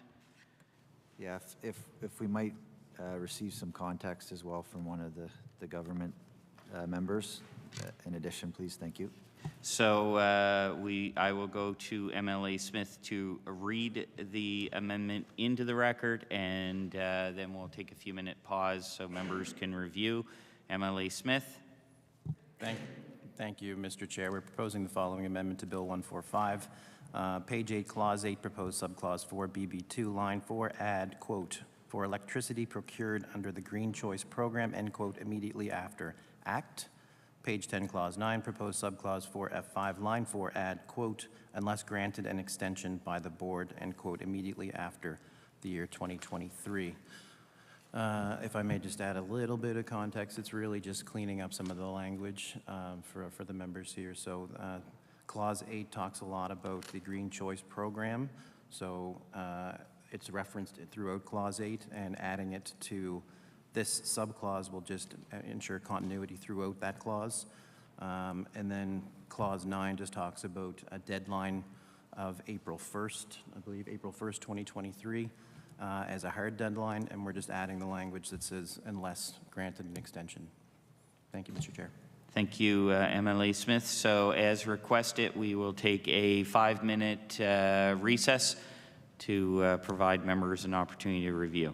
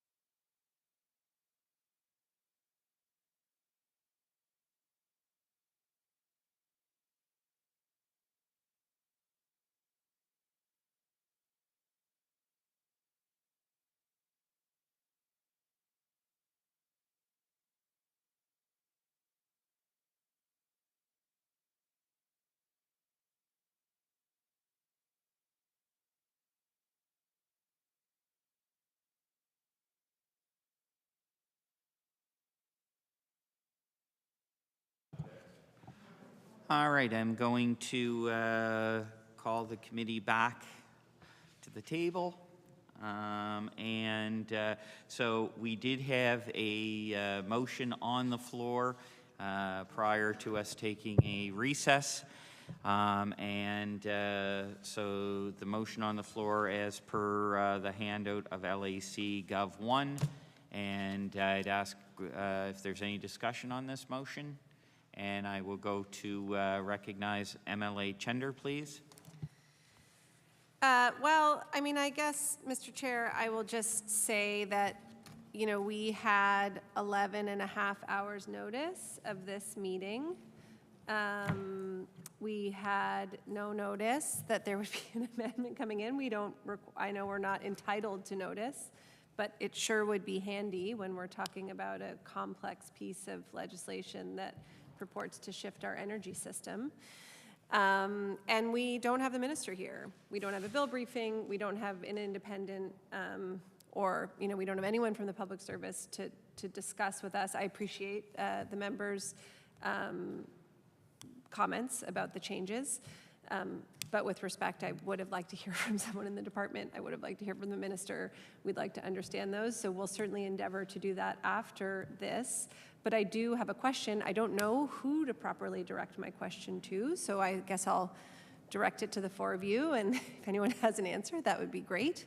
But my question is, you know, were these changes requested by Nova Scotia Power? Was Nova Scotia Power consulted on this bill initially? I'm not at all clear why these amendments would come in at this phase. I don't know if MLA Smith, please. So thank the member for the question. Obviously, I don't know all the answers, but I can tell you that it looks a lot like it's just trying to be consistent throughout the legislation. So there's another reference earlier on about unless granted an extension. So that's in clause 3BB1. So the consistency of adding it, the same language, unless granted an extension for the Second Amendment. And then for the first one, that whole clause talks about the Green Choice Program.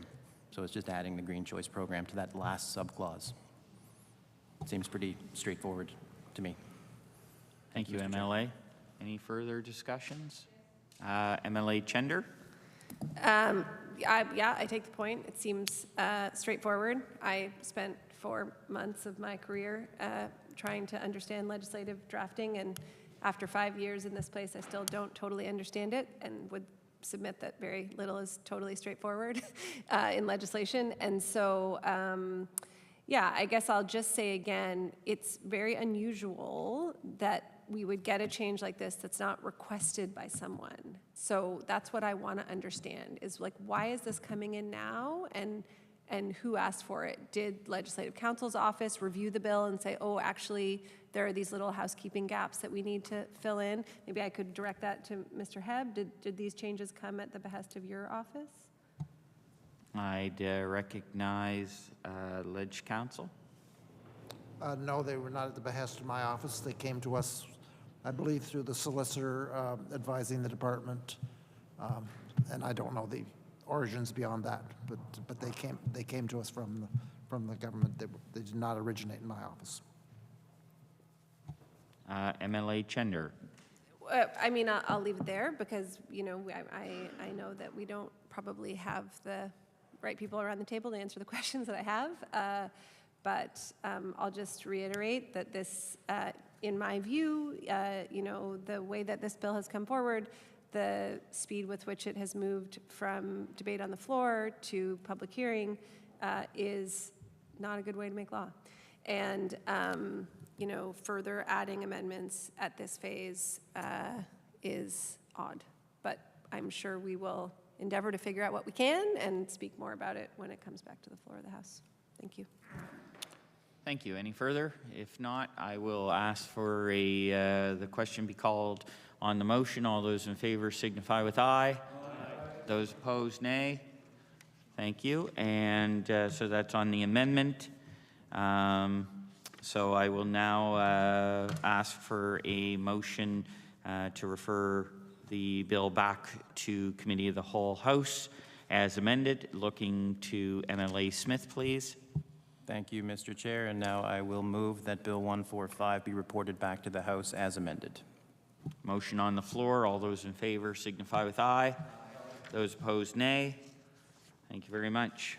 We will move on now to our next bill, Bill number 147, the Public Utilities Act, as amended.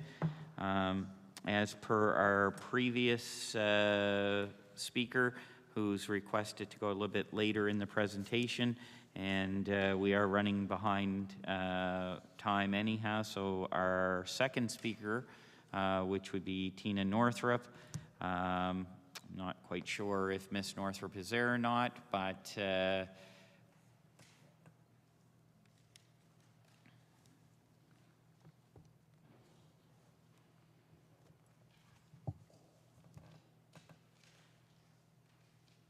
Miss Northrup?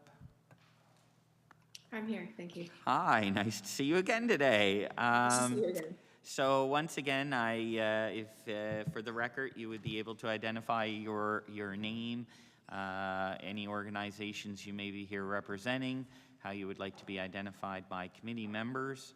Once again, you'll have 10 minutes to address the committee. At 9 minutes, I will just lean in and say 1. And so you'll know you have 1 minute left. And then after the completion of the 10 minutes, you'll have potentially 5 minutes of questions by members. And so whenever you're ready to introduce yourself, and when you're done that, I'll start your timer. Thanks very much. So again, my name is Tina Northrup. Please feel free to refer to me as Ms. Northrup or Tina, and I'm here representing East Coast Environmental Law this morning. Great. And I'll start again by just thanking the committee for the opportunity to comment on this bill and its intended amendments to the Public Utilities Act.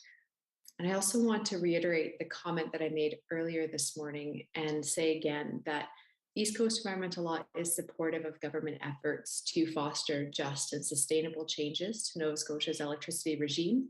And in particular, we really encourage changes that advance Nova Scotia's goals with respect to sustainable development and sustainable prosperity. Those goals, as we know, are envisioned most recently in the Environmental Goals and Climate Change Reduction Act. And we're particularly emphatic about Nova Scotia's goals with respect to climate change mitigation and adaptation, the reduction of greenhouse gas emissions, and equity. So in that spirit, I want to say that we are generally supportive of the intended amendments to the Public Utilities Act that are set out in Bill 147, but there are 3 significant concerns and related changes that I want to discuss this morning. So first, we do see meaningful potential in the new powers that will enable the Governor and Council and the Utility Review Board to establish performance standards, requirements, and minimums for Nova Scotia Power. And it's encouraging to see issues like equity, low-income service and energy poverty, environmental performance, and energy efficiency included in the subject list that will be enacted under subsection 52A(3) of the Act, according to this bill. We're also intrigued by the decision to enable the Governor and Council to establish a performance partnership advisory table to advise and make recommendations to the Utility and Review Board on performance areas, performance standards, and minimum performance requirements. And we look forward to seeing that advisory table appointed and empowered. The 3 concerns that I'll raise this morning concern some limitations of attempting to improve Nova Scotia Power's environmental performance and performance with respect to equity, low-income service and energy poverty, and also energy efficiency through the performance standards that this bill envisions. So first, I'll address the inclusion of equity, low-income service, and energy poverty as a subject item under the list of performance standards subjects that is set out in the proposed new Section 52A of the Public Utilities Act. So I understand that some colleagues with the Affordable Energy Coalition intend to address this issue in detail this morning if they haven't already. So I'll make just a few brief points about it. What I'll say is that the Utility Review Board has said multiple times that subsection 67(1) of the Public Utilities Act prevents it from ordering or approving a rate assistance program that is designed to make electricity affordable for low-income Nova Scotians. Because in its that provision, as it's set out in the Act, states that all tolls, rates, and charges for services that are provided under substantially similar circumstances and conditions, that they be charged equally to all persons who receive those services. So the board has held that that provision prevents it from approving programs in which low-income domestic customers would pay less for electricity than other domestic customers or be credited back, because in the board's view, all such customers are receiving services under substantially similar circumstances and conditions. So kind of equal rates for equal services is effectively the understanding. And Nova Scotia's Court of Appeal has upheld that interpretation. So if we think about a performance standard potentially being set under this bill, I mean, there are things that a performance standard addressing equity, low-income service, and energy poverty could potentially do. I don't want to say that it would do nothing. There are things that it could do, but it certainly couldn't get at the core issue that has come up before the board multiple times and has wound up before the Court of Appeal, which is the board's power to approve any kind of rate assistance program. You know, the Utility Review Board and the Nova Scotia Court of Appeal have decided that there's no power under the existing law for the board to do that. So a performance standard can't get at something that the board and the Court of Appeal say is prohibited by the Public Utilities Act as it stands now. So my understanding is that the Affordable Energy Coalition is going to be putting forward some proposed amendments to subsection 67(1) that would get at this problem. And I'll say that we are supportive of what the Affordable Energy Coalition is proposing. Second, the subject matter item that deals with environmental performance, I'll say that that could potentially be interpreted quite narrowly as referring only to environmental compliance obligations, such as obligations to comply with air emission standards or report greenhouse gas emissions or meet renewable electricity targets, or environmental obligations of that kind.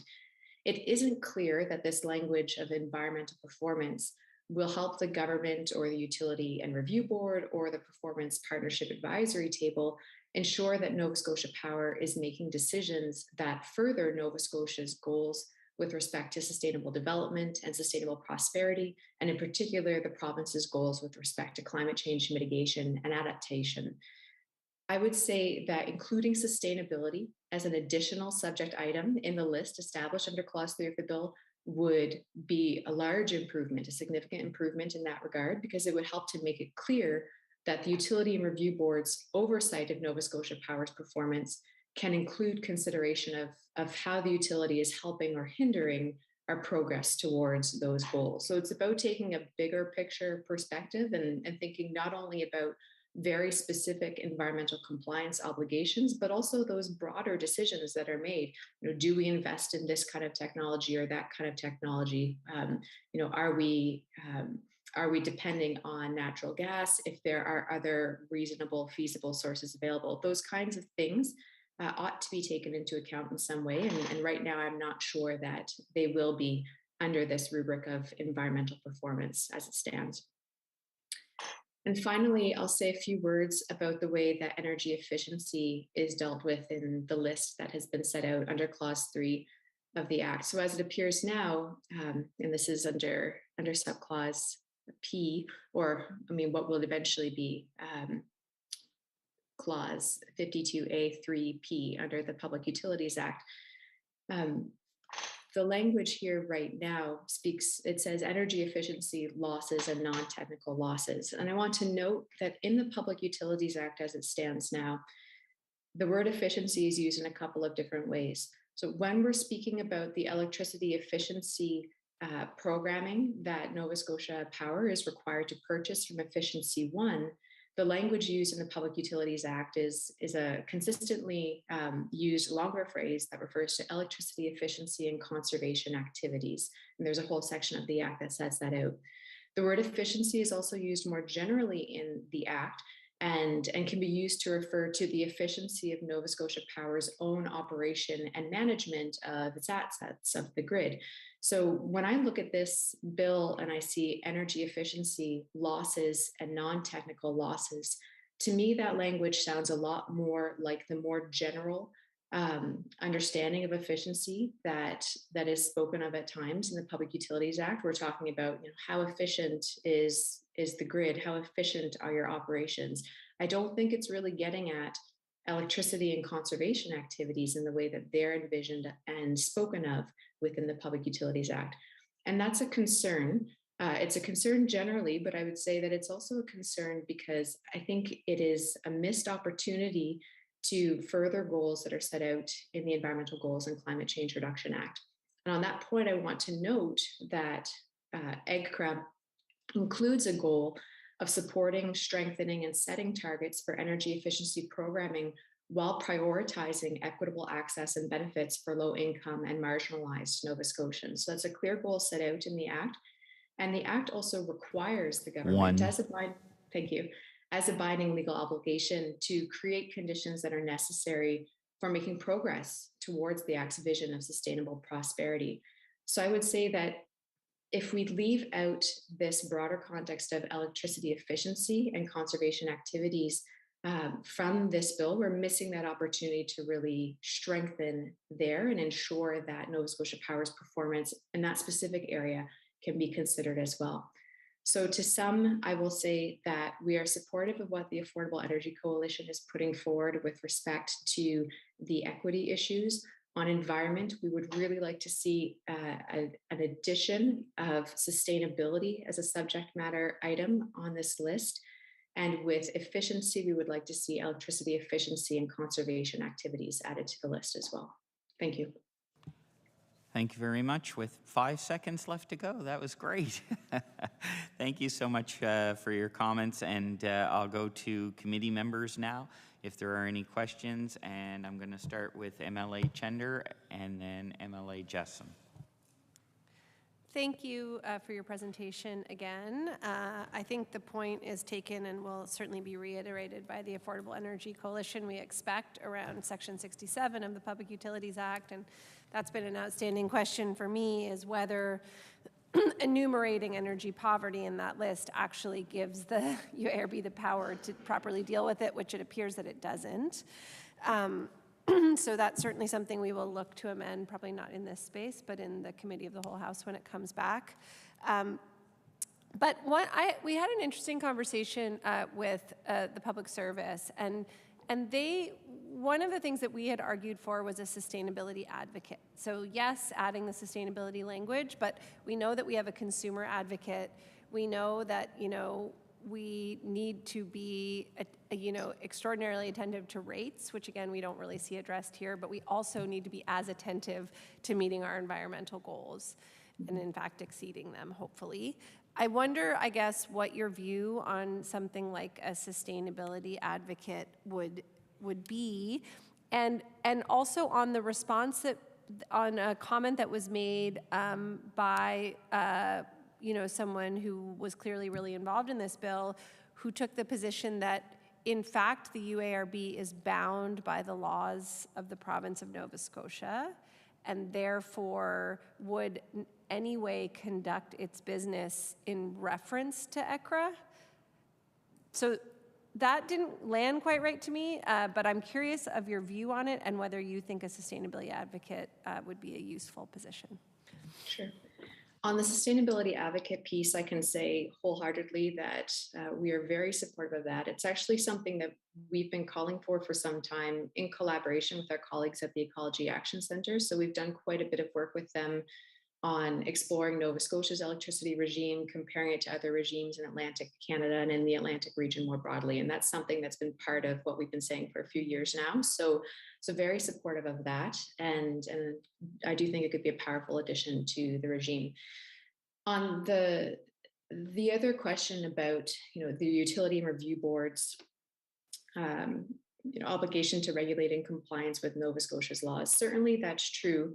I think, that's a complex question and something that I've actually written about in more detail in reports that I've done with the Ecology Action Centre. So happy to get into it in a space where there's, more than a few minutes. But But there are real limitations on that because the board has a mandate as a regulator that in many ways is shaped by very traditional regulatory principles. And without clear guidance from government, it is very difficult to disrupt that traditional mandate as the board understands it by inserting kind of sustainability obligations. So it's difficult to provide a nuanced answer to that question, but I would say that I would not go so far as to say that a general obligation to regulate with an eye to EGRA is going to get at the problems that exist in the regime right now. Thank you very much. A minute and a half. I'll go to MLA Jessup. Thank you. Back to 67-1. I'm just trying to understand why the change that you're referencing should be considered is kind of the path forward that you're suggesting versus, for example, like government targeting a program to assist people who need assistance to address energy poverty. So why here versus a program coming through income assistance or something like that? Sure.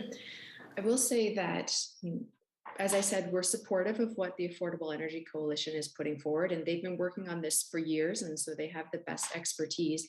I wouldn't go so far as to say that that an amendment to 67-1 is necessarily the only or the best path forward. I mean, government programming could very well solve this problem as well. I think the issue is that, we haven't seen such programming from government.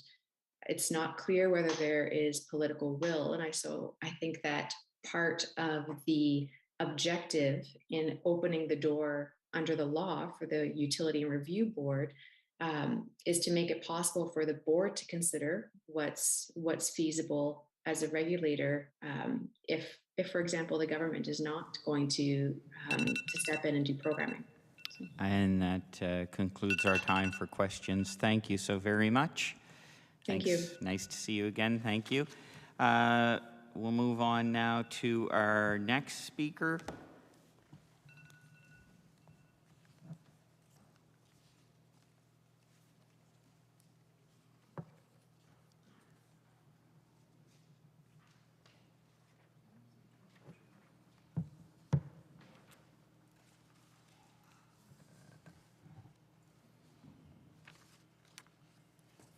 Good morning. How are you? I'm fine. Good. Okay, there we can see both presenters. So I will, in a minute, ask if you could both identify yourselves for committee members, as well as any organization that you may be representing. And if you could also let committee members know how to address you, that would be beneficial as well. You have 10 minutes to address the committee, and then the committee will have 5 minutes to follow up with any questions that they have. So I'll let you introduce yourselves, and then we'll start the timer.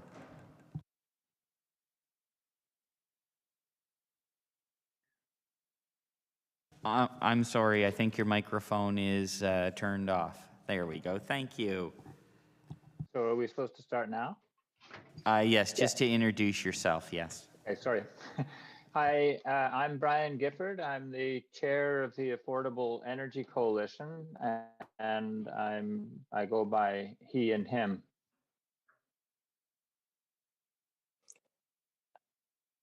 And I'm Claire McNeil. I'm a lawyer at Dalhousie Legal Aid Service, and I'm appearing today on behalf of the Affordable Energy Coalition. And I sent in written submissions on behalf of the AEC earlier today that I hope that members of this committee have received.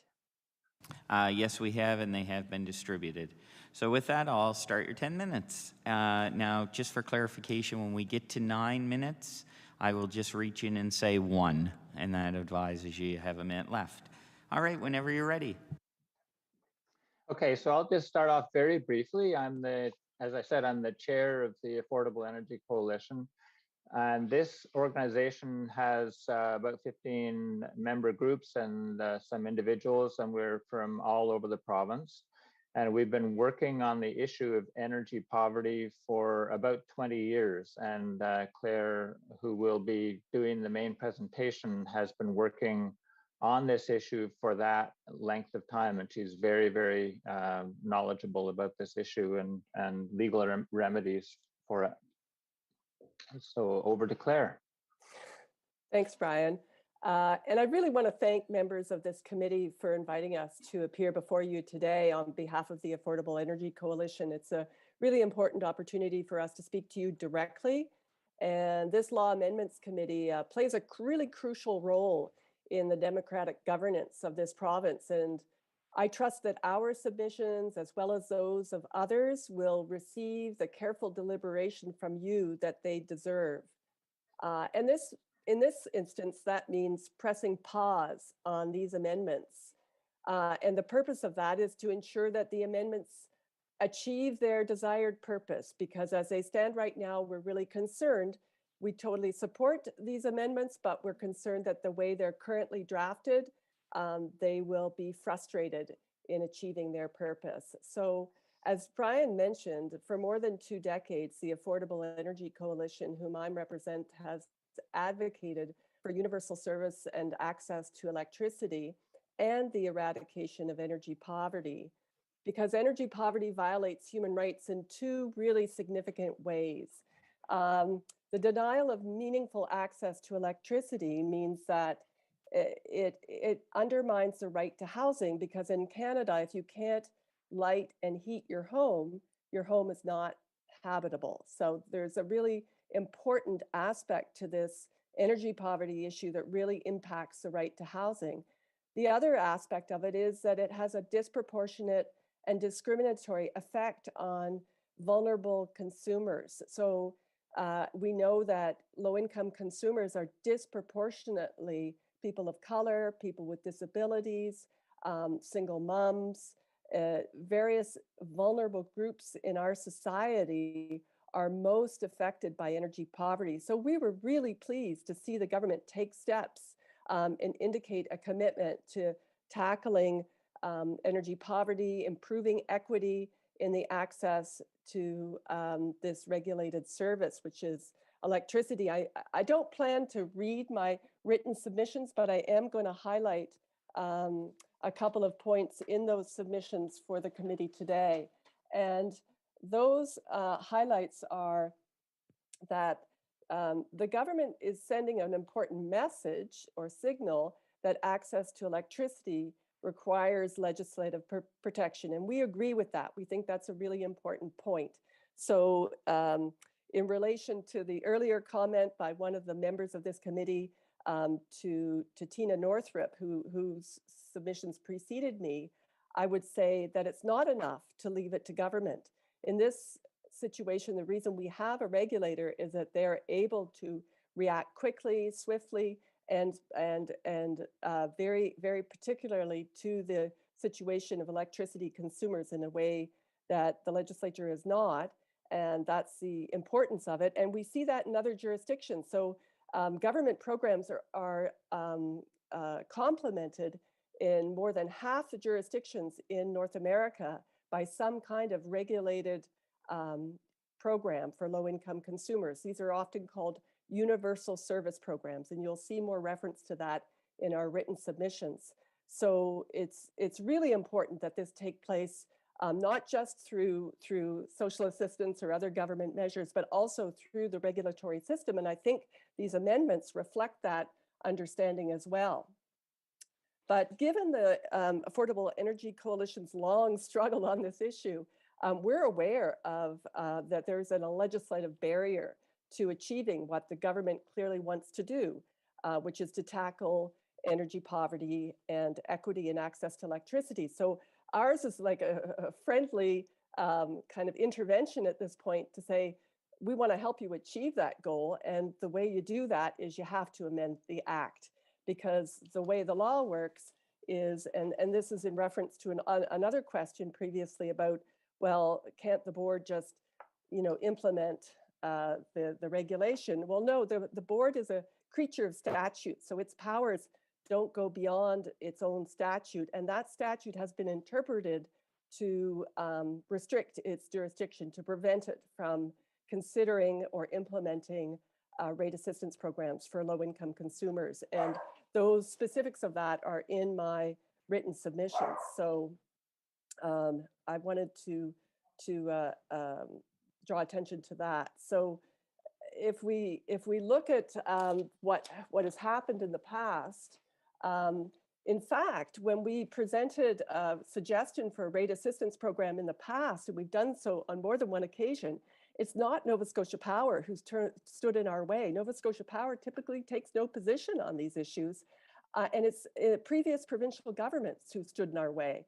And so that's another reason why we're so pleased to see that this government's taking a very different approach. It's supportive of the need for energy poverty initiatives. And when we think that's a really terrific signal and a good change in direction, but you have the barriers to deal with created by previous governments. And that is in the form of a Nova Scotia Court of Appeal decision interpreting Section 67 to bar low-income programs or programs for vulnerable consumers. And that law still stands, and Section 67 still stands unchanged. And so for the order for this government to allow for energy poverty programs by Nova Scotia Power, it needs to amend Section 67 at the same time as it brings in this regulation-making power. And we've suggested wording in our written submissions to achieve this. And we'd welcome the opportunity to consult further or to discuss that with you to make sure that we're in sync on this issue. But in addition, we're suggesting that any regulations should include a direction to the UARB to take steps to implement a universal service program or a program for low-income consumers as well. So to take it one step further in terms of how you approach this problem, it's a well-traveled route. There's many examples from other provinces and other jurisdictions in North America where they're doing just this. So it's not something that you have to recreate the wheel on. There's many, many solid models out there. So I just wanted to conclude by reminding us all that Nova Scotia has among the highest rates for electricity in North America. We pay a lot. We need to because of our particular circumstances, but that even points to the greater need for meaningful access to electricity through rate assistance programs.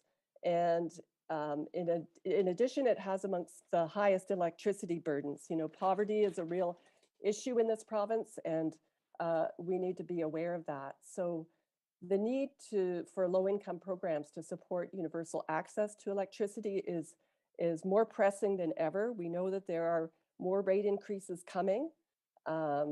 And so it's an especially urgent issue here in Nova Scotia. Other jurisdictions have done this. I think Nova Scotia can do it too, but to do so, we need to amend Section 67 of the Public Utilities Act. And so those are basically my submissions. Brian, I don't know if there's anything you wanted to add to that. No, I think you've put the case very well. And as Claire has said, and I've said, we've been advocating for this kind of change for about 20 years, and we're certainly hoping that this will be the time that it will actually happen. Well, thank you both very much for your comments. I appreciate that. Going now to members of the committee, starting with MLA Jessom. Thank you, Mr. Chair. With respect to universal services programs as referenced by you folks today, and thank you for your time and energy this morning, no pun intended.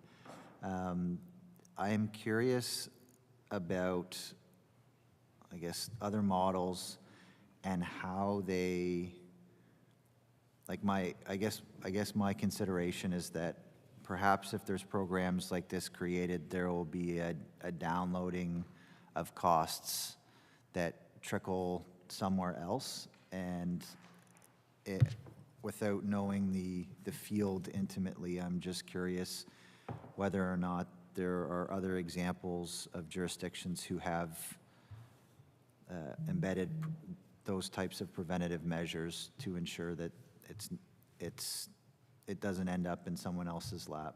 Through the chair, please. I'm happy to respond to that.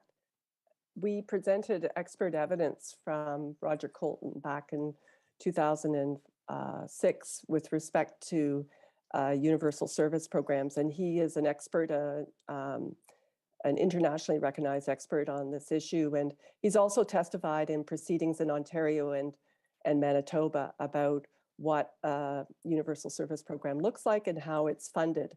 And what I can say is the impact on residential consumers is minimal, and it's often largely paid for through the larger industrial consumers, but that's a level, a technical level beyond which is probably hard for this committee to get into, but just to reassure the member that these programs are designed in such a way as to be sustainable and to ensure that they don't, impose burdens on that are unsustainable on other consumers. Thank you. Any other questions? Go to MLA Chender, please.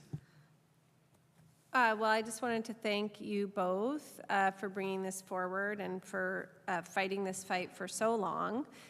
In particular, Ms. McNeil, I want to applaud your spirit of optimism, and we'll certainly follow that and bring this forward as a friendly amendment, although I do have cause to question why it wasn't dealt with in the first place, because certainly government would be aware that this was a barrier. And so I guess I just wanted to ask if you have any more insight. You said clearly that the obstacle has not been the regulator because they haven't been empowered to do this, but the obstacle has been, successive governments. Given what you have said about, the relatively sustainable way that this could be done, what's your analysis of why that barrier has remained in place for so long to addressing energy poverty in our province? Well, I think there is an attitude that has been reflected in some of the comments here today that that's the job of the government to do through social assistance. But social assistance leaves out a great number of the working poor and other people who need help on this issue, and the need is only growing. So I think that's why other jurisdictions have opted for the regulatory model in a very successful way.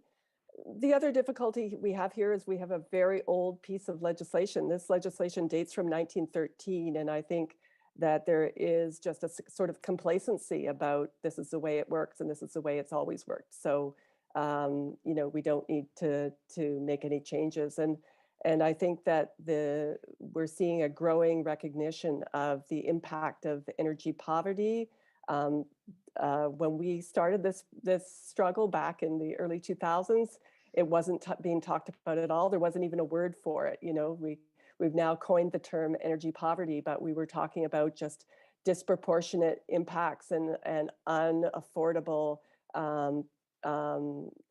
electricity and the lack of access. And so I think the world has come forward, and I think that that's reflected in this regulation-making power that the government is seeking to enact. And we take them at their word that that is, in fact, their objective. And in order to achieve that objective, we're optimistic that they will see their way to also making it possible for this regulation to be implemented through amending Section 67 of the Act. Great, and that concludes our 5 minutes. There it is. I want to thank you both very much for taking the time to present again today. Thank you, and have a great rest of the day. Thank you very much. Thank you.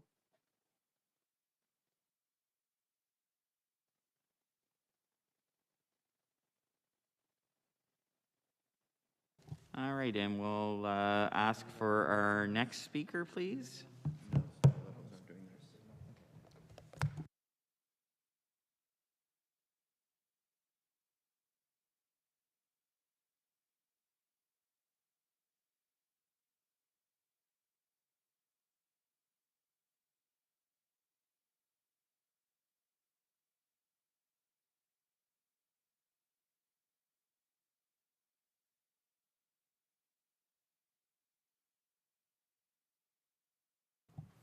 Good morning.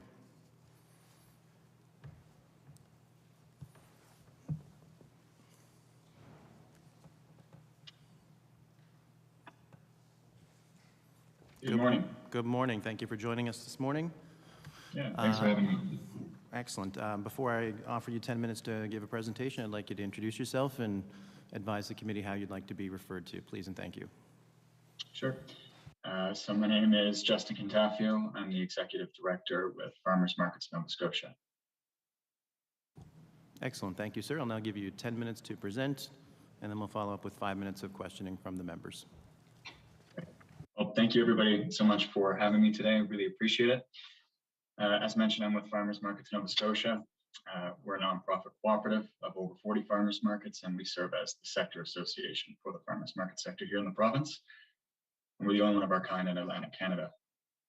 I want to start off by just saying that we're very pleased with the amendments made to Bill 147, the Public Utilities Act, and we're satisfied with the inclusion of Clause 7, which finally adds farmers markets to a list of organizations or institutions that are to be charged a domestic electricity rate.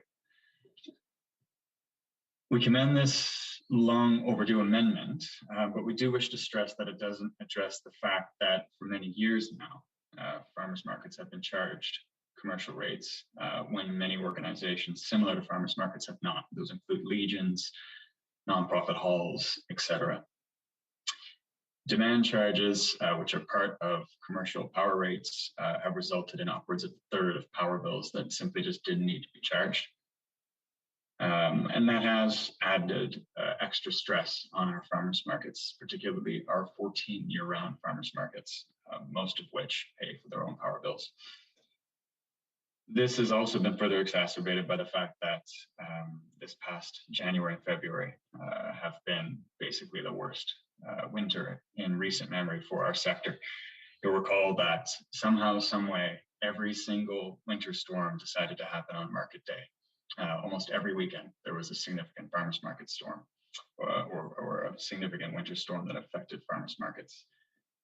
Chalk in the fact that farmers markets are dealing with a fairly decent winter by Nova Scotian standards. This past year was fairly cold, and that those demand charges, because of commercial rates, were being incurred, and low vendor attendance and low customer attendance due to COVID. You had a perfect sort of storm for farmers markets to be in a very difficult situation, and are very much limping into the spring, despite all of its promise that it has. So before I go any further, I do just want to make sure that I keep things light and cheerful here. You know, we are incredibly appreciative of the support that the province has given to our sector over the past few years. And I'll talk to you a little bit about what we do at Farmers Markets in Nova Scotia. So as I mentioned, we are a sector association. We're comprised of over 40 farmers markets across the province. We provide advocacy, support, resources, training, marketing, promotions. Our small but mighty provincial farmers market association is the co-founder of Canadian Farmers Markets, which is the National Farmers Market Association. And we also were in Rome last year to help with the establishment of the first ever World Farmers Market Coalition. So small but mighty Nova Scotia plays a key role, not just here in Nova Scotia, but across Canada and now across the world. So I would be remiss if I didn't mention just how much we benefit from provincial funding. And I don't want to ever become complacent or suffer from funder fatigue. That's not why I'm here today. I'm here to talk to you about how important our sector is. But we do get excellent amounts of support. Funding for marketing promotions from the Department of Agriculture, for example. Over the past few years, it's really helped us with getting the word out. The farmers markets are still operating. That department also provided us with funding for adaptation, including the ability for us to move our farmers markets online. We were the first provincial or state-run organization in North America to go online. And that was thanks in strong part to the funding that we received from the province. That's been extremely helpful. We also received a significant amount of funding. It's even built into the official budget now. We're immensely thankful to the Department of Communities, Culture, Tourism, and Heritage for the funding that allows us to grow our Nourishing Communities food coupon program. And for those of you who aren't familiar, essentially we provide farmers markets with funding and partner up with social organizations such as food banks, shelters, etc.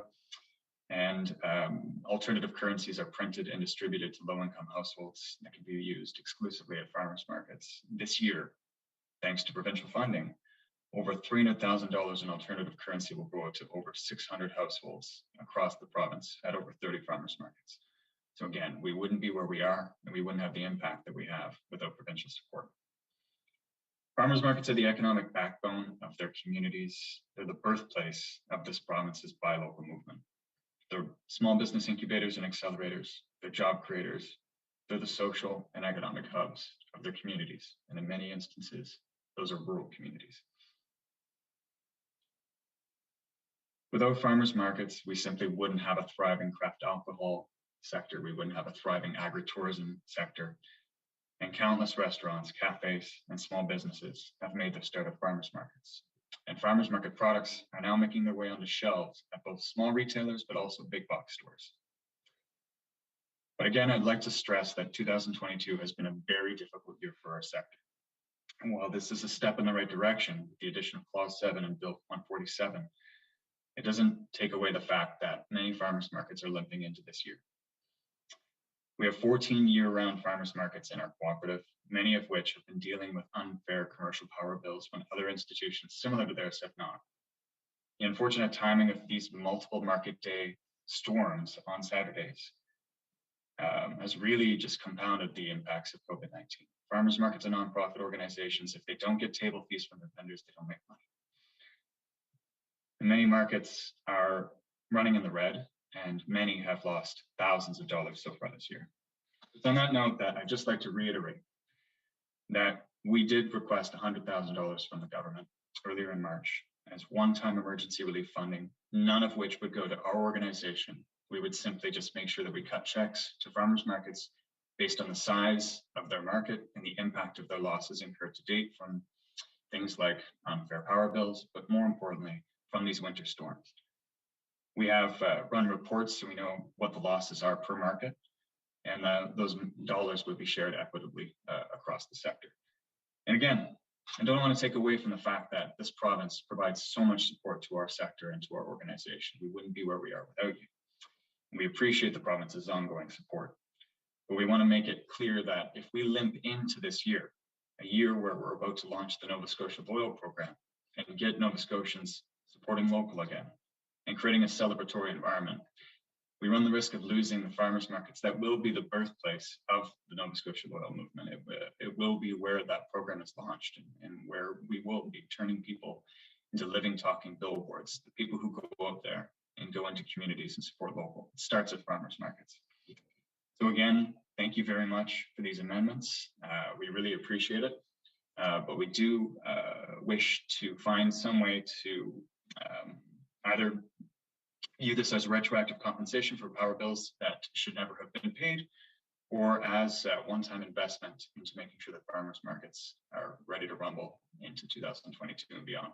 So I'll leave it there, and I welcome all questions, and really, again, appreciate the opportunity to speak here today. Yes, thank you very much for your presentation. I'm now going to go to members of the committee and ask if there are any questions. MLA Jessam, and then I'll go to MLA Henson. Mr. Executive Director, thanks so much for your time today. I just wanted to clarify, and I realize it's not exact to the bill here, but you referenced a request for one-time funding from the government. Can you speak to what reception or correspondence you might have received in response to that request?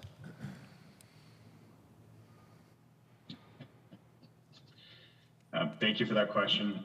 We did receive a response after a second request was issued. So the first one was in early March, the second one was in mid-March. We received a response from the Honourable Morrow stating that that funding could not be made available, at which point it was referenced that we have benefited greatly from funding from multiple departments over the past few years, and that is absolutely true. So at this point, we have sent a response to the Premier just saying, look, we recognize and appreciate that we have received funding in the past, but we're not trying to bite the hand that feeds us here. We are simply just making sure that we right the ship, so that farmers markets can be the launch pad that I know that the Premier and the ministers want farmers markets to be for the Nova Scotia oil program. But we can't do that with markets running off the lines of credit. And this is just unfortunate timing. It's a perfect storm. Many sectors are limping into 2022, but that's a situation here. We have not heard back since we sent that response.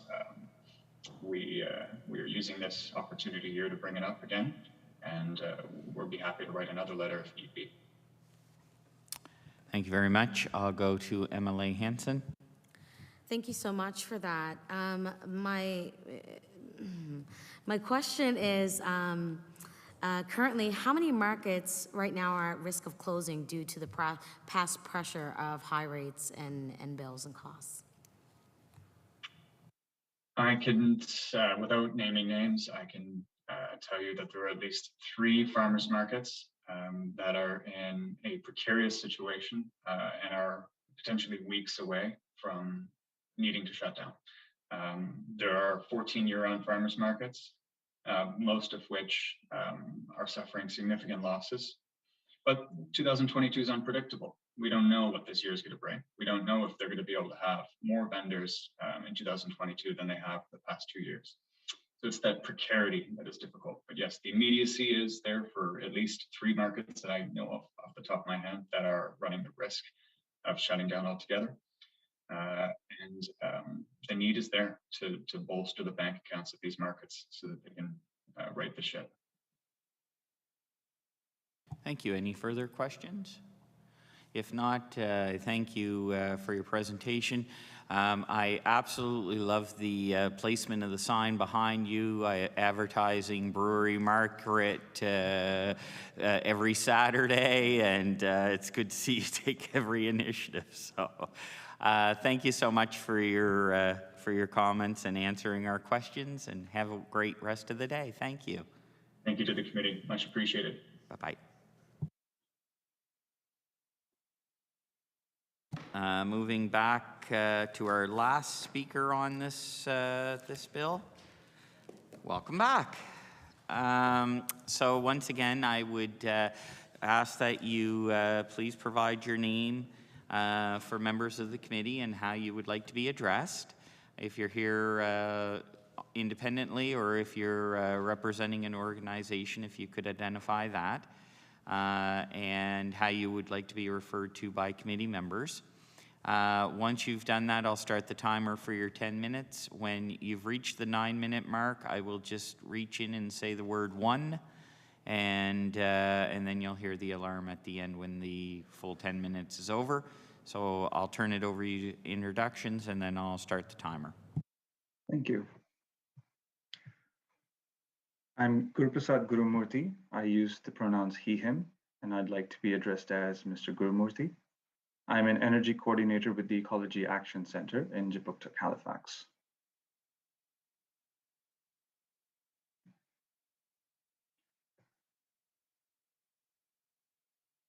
Go ahead. Yeah, thank you.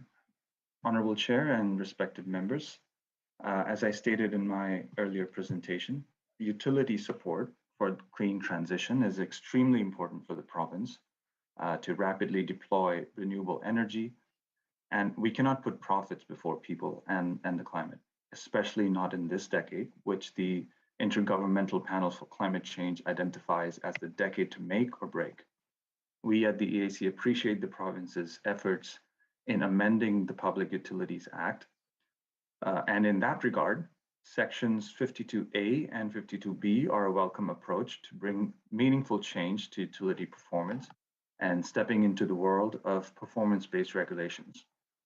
However, the desired impacts of this approach depend upon what performance-based standards and targets are set and how they change the utility's profit structure that in actuality incentivizes utility performance. Under Section 52A, it is intriguing to see terms such as environmental performance and energy efficiency losses and non-technical losses. However, we worry if these terms fully encapsulate and relate to the greenhouse gas emissions target of 53% below 2005 levels, and targets to reach 80% renewables by 2030, including both mitigation and adaptation efforts as set out in the Environmental Goals and Climate Change Reduction Act. Therefore, we see that it would be important to add one more subsection, and preferably after subsection G, to include the term sustainability. And in addition, after subsection P, energy efficiency losses and non-technical losses, it would be prudent to add the term energy efficiency programming to draw a distinction between the current term under subsection P, which encompasses transmission, distribution, and supply chain losses, versus the suggested term energy efficiency programming, which would mean lowering the household energy consumption through insulation, energy retrofitting programs for low-income households, and effectively lowering the household energy bills, among others, and to see through the lens of equity. Under Section 52B, the creation of a performance partnership advisory table is a novel approach, and it would be interesting to see the power and extent of the table in action. However, preemptively, we believe that this table could serve more effectively if the Utilities and Review Board had the ability to, one, set different preferable rates for low-income customers, which is also in relation to Section 52A, subsection C on equity, low-income service, and energy poverty. And two, if the board had the mandate to include sustainability and sustainable development in electricity rate setting and governing the provincial utility. In the absence of the aforementioned mandates, we believe the functions of the advisory table would be severely restricted and not lead to any meaningful performance-based regulation of the NSPI, and steer away from the bigger picture of attaining our climate goals. And with that, I'd like to end my presentation, and I'd like to sincerely thank you for giving me the opportunity to present today. Thank you very much for your presentation. Go now very quickly to members. Are there any questions? If not, thank you very much for your time today. Have a great rest of the afternoon. Thank you. Too. Thank you. Take care. Go to MLA Chender. Thank you, Mr. Chair. I'd like to move an amendment. If possible, I will first close the public hearing. We have no more speakers, so I'll ask for a quick motion to close public hearing. MLA Smith. Thank you, Mr. Chair. I move to close public presentations on Bill 147. Motion to close. All those in favor, aye. Those opposed, nay. I'll now go to MLA Chender, please, for a motion. Thank you, Mr. Chair. I think we have miraculously gotten a huge amount of information today, and we will certainly be moving more amendments in the Committee of the Whole House when these bills return to the floor. But one in particular stands out, and that is the amendment suggested by, I think, all of the presenters on this bill in one form or another, but it's specifically laid out in the submission of Brian Gifford and Claire McNeil on behalf of the Affordable Energy Commission, and it appears at page 3, so it is here in written form for the committee. And this amendment actually enables the UARB to deal with energy poverty. And I think what we heard today, which is compelling and very accurate, is that without this amendment, in fact, the UARB cannot deal with energy poverty, cannot discriminate between rate classes. That's been decided in court. There is a lot of precedent for that. And so I will adopt Ms. McNeil's optimistic stance, and I will introduce this as a friendly amendment to the bill that will, in fact, allow government to do what they say they want to do, which is to help Nova Scotians, all Nova Scotians, but low-income Nova Scotians in particular, have access to, as Ms. McNeil said, housing, because in Nova Scotia, housing must include power and heat. And so I'll read the amendment. It'd be to amend Section 67, Sub 1 of the Public Utility Act to read, except as required for purposes of rate assistance programs to address energy poverty for low-income domestic residential customers, A, All tolls, rates, and charges shall always, under substantially similar circumstances and conditions in respect of service of the same description, be charged equally to all persons and at the same rate. And the board may, by regulation, declare what shall constitute substantially similar circumstances and conditions. And so the amended part of that clause is bolded there for the members' consideration. Thank you, MLA. Do we have any discussion on the motion? Go to MLA Smith, please. Thank you, Mr. Chair. Appreciate the members' offering of the amendment. We're not going to vote in favor of it today, but I look forward to more fulsome discussion at Committee of the Whole House. Thank you, MLA Smith. Any other discussions? MLA Clark. Thank you, Mr. Chair. I just wanted to note that I agree with the amendment put forward by MLA Chandra. I think sometimes when amendments are put forward, we assume there's some speculation, what might happen, how it might be interpreted, but it's in black and white here. We already have a court decision saying that it's up to the legislature to decide whether to expand the board's powers on this issue. So it's not a matter of conjecture, really, at this point. It's decided. So I think, while I appreciate the intent of the bill, and I think it's a great option, I think we need to be cognizant of unintended consequences and kind of causing problems where there don't need to be any. So those are my comments. Thank you. Thank you very much. And MLA Hanson. Thank you, Mr. Chair. And maybe I'm just a bit kind of maybe new or whatever this situation may be, but I'm reading here, we are in law amendments, and we have amendments put forward to consider that we've had discussions and presentations on, and clearly a number of the presenters were speaking to the same piece in satisfaction with other parts of the bill, but just making sure that it's inclusive and it's respected for all of Nova Scotians. So, and as a friendly amendment that was put forward, that was, you know, we listened really, really intently on this because this is a really big issue moving forward. So I just really feel like if we're going to put amendments forward on both sides, we should really be considerate of what is being presented to us. Thank you for your comments. And any other speakers? I will go to MLA Chender to close.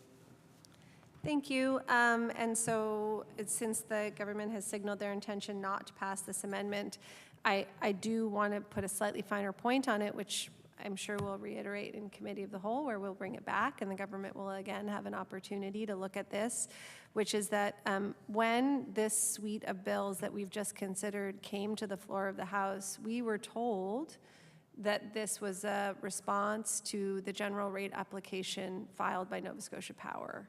We were told that it was a response to the solar provisions, which it is. And I think we've heard today that those are dealt with here. Maybe not perfectly, but decisively. But we were also told it was going to deal with rates. And in fact, there is nothing in the provisions before us, and we've heard this today, that are going to have an impact on the power bills that Nova Scotians pay, with the very small exception perhaps of the 5% of solar users in the province. So I do again want to say that I believe that the government's signaled intention is genuine, that they want to help Nova Scotians be able to afford power. This is a simple and long overdue change. And so with that, we'll put it to the floor for a vote. And I certainly hope my government colleagues will consider making this change. Thank you very much. Motion on the floor. I would call for those in favor of the amendment. Please signify with aye. Those opposed, nay. Nay. Moving to a recommendation. Sorry, so that was not passed, the amendment. Moving now, looking for a motion to refer the bill back to Committee of the Whole House. MLA Smith. Thank you, Mr. Chair. I do now move that Bill 147 be reported back to the House without amendment. Motion on the floor. All those in favor signify with aye. Those opposed, nay. Let's move back. Thank you. And we'll move now into our final public hearing of the evening. It's bill number 143, the Boat Harbor Act amended. I would note for members, although we do have correspondence that has been distributed, we have no presentations here at this time. So I would look for a motion. MLA Smith. Thank you, Mr. Chair. I move that public participation on Bill 143 be now concluded. Motion to conclude public participation. All those in favor, aye. Opposed? Looking for a second motion. MLA Smith. Thank you again, Mr. Chair. I do now move that Bill 143 be reported back to the House without amendment. Moved. All those in favor, aye. Opposed, nay. And that concludes our meeting today. Thank you very much to all the members, and have a great, wonderful rest of the day.